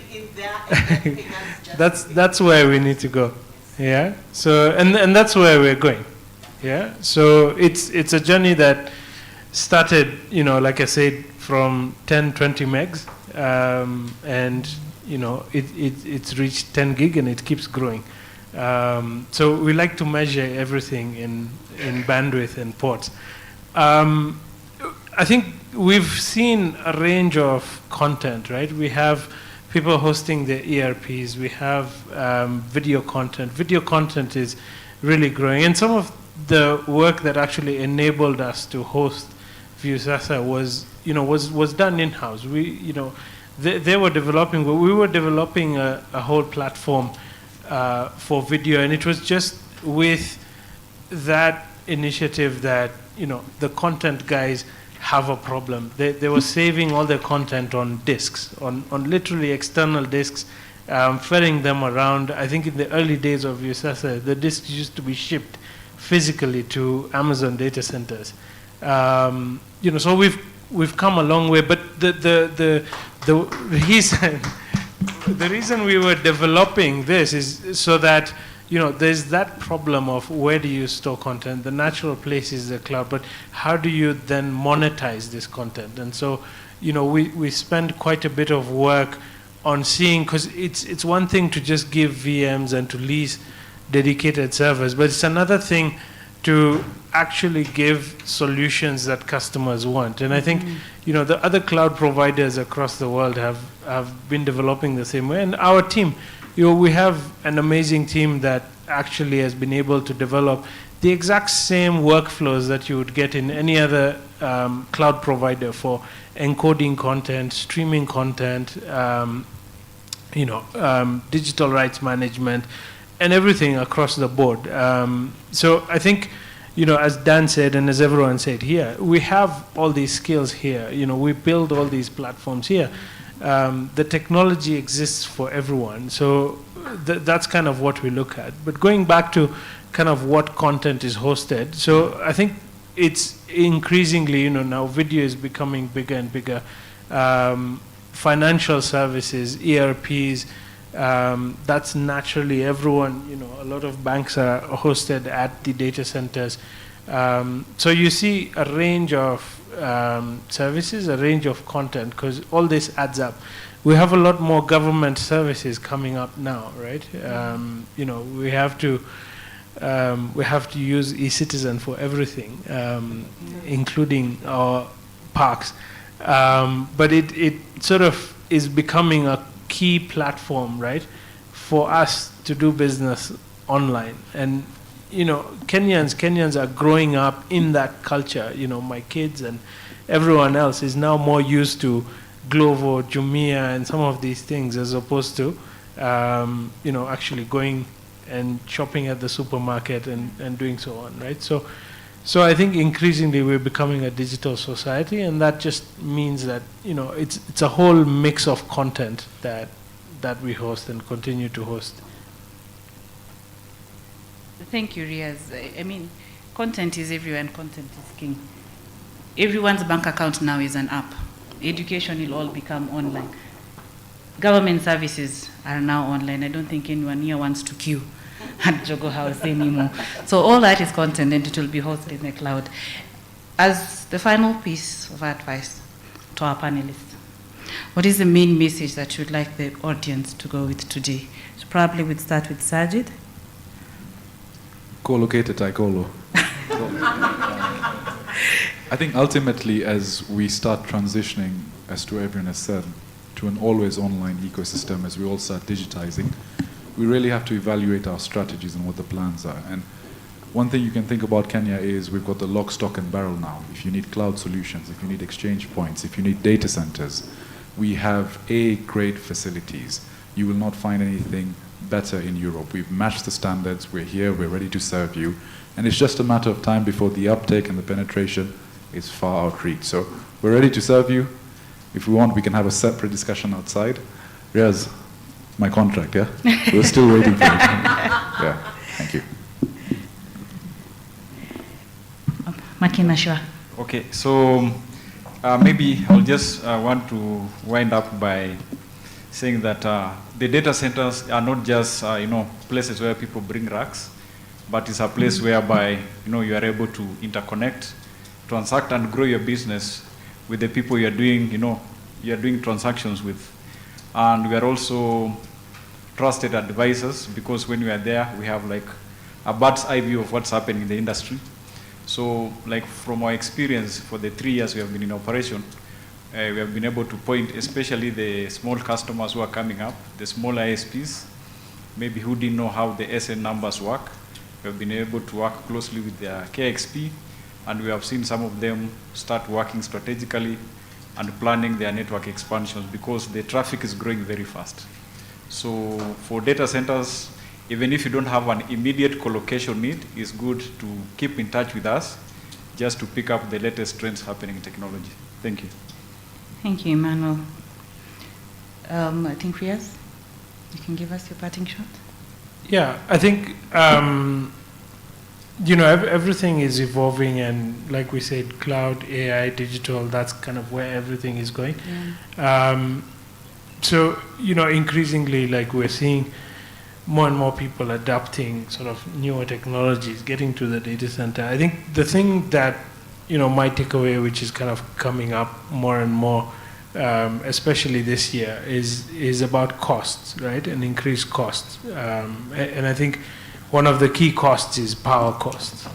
And that's one that I think we need to together address and see. It's just like how us guys, yes, we have a cost of 10 gig, 100 gig ports, but in order to encourage the growth of local content, we provide that bundled in, right?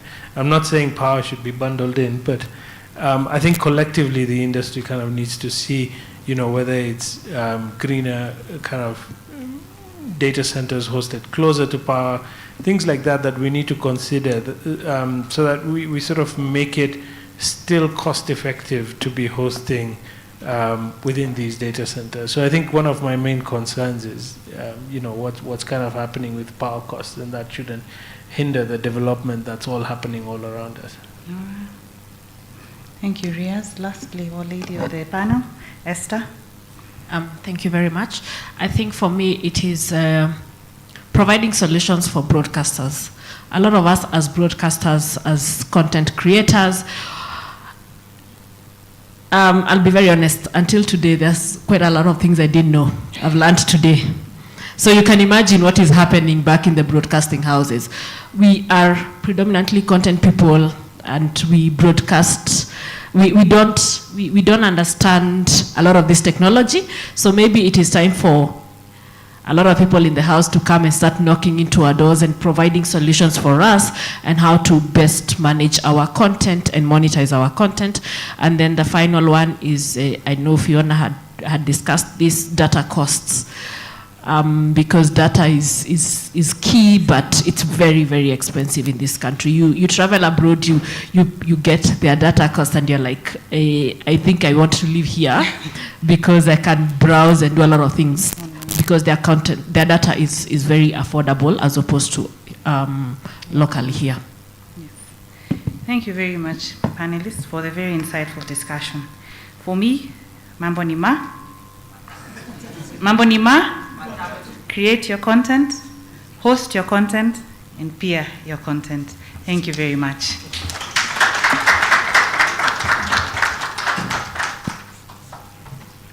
Back to the MC.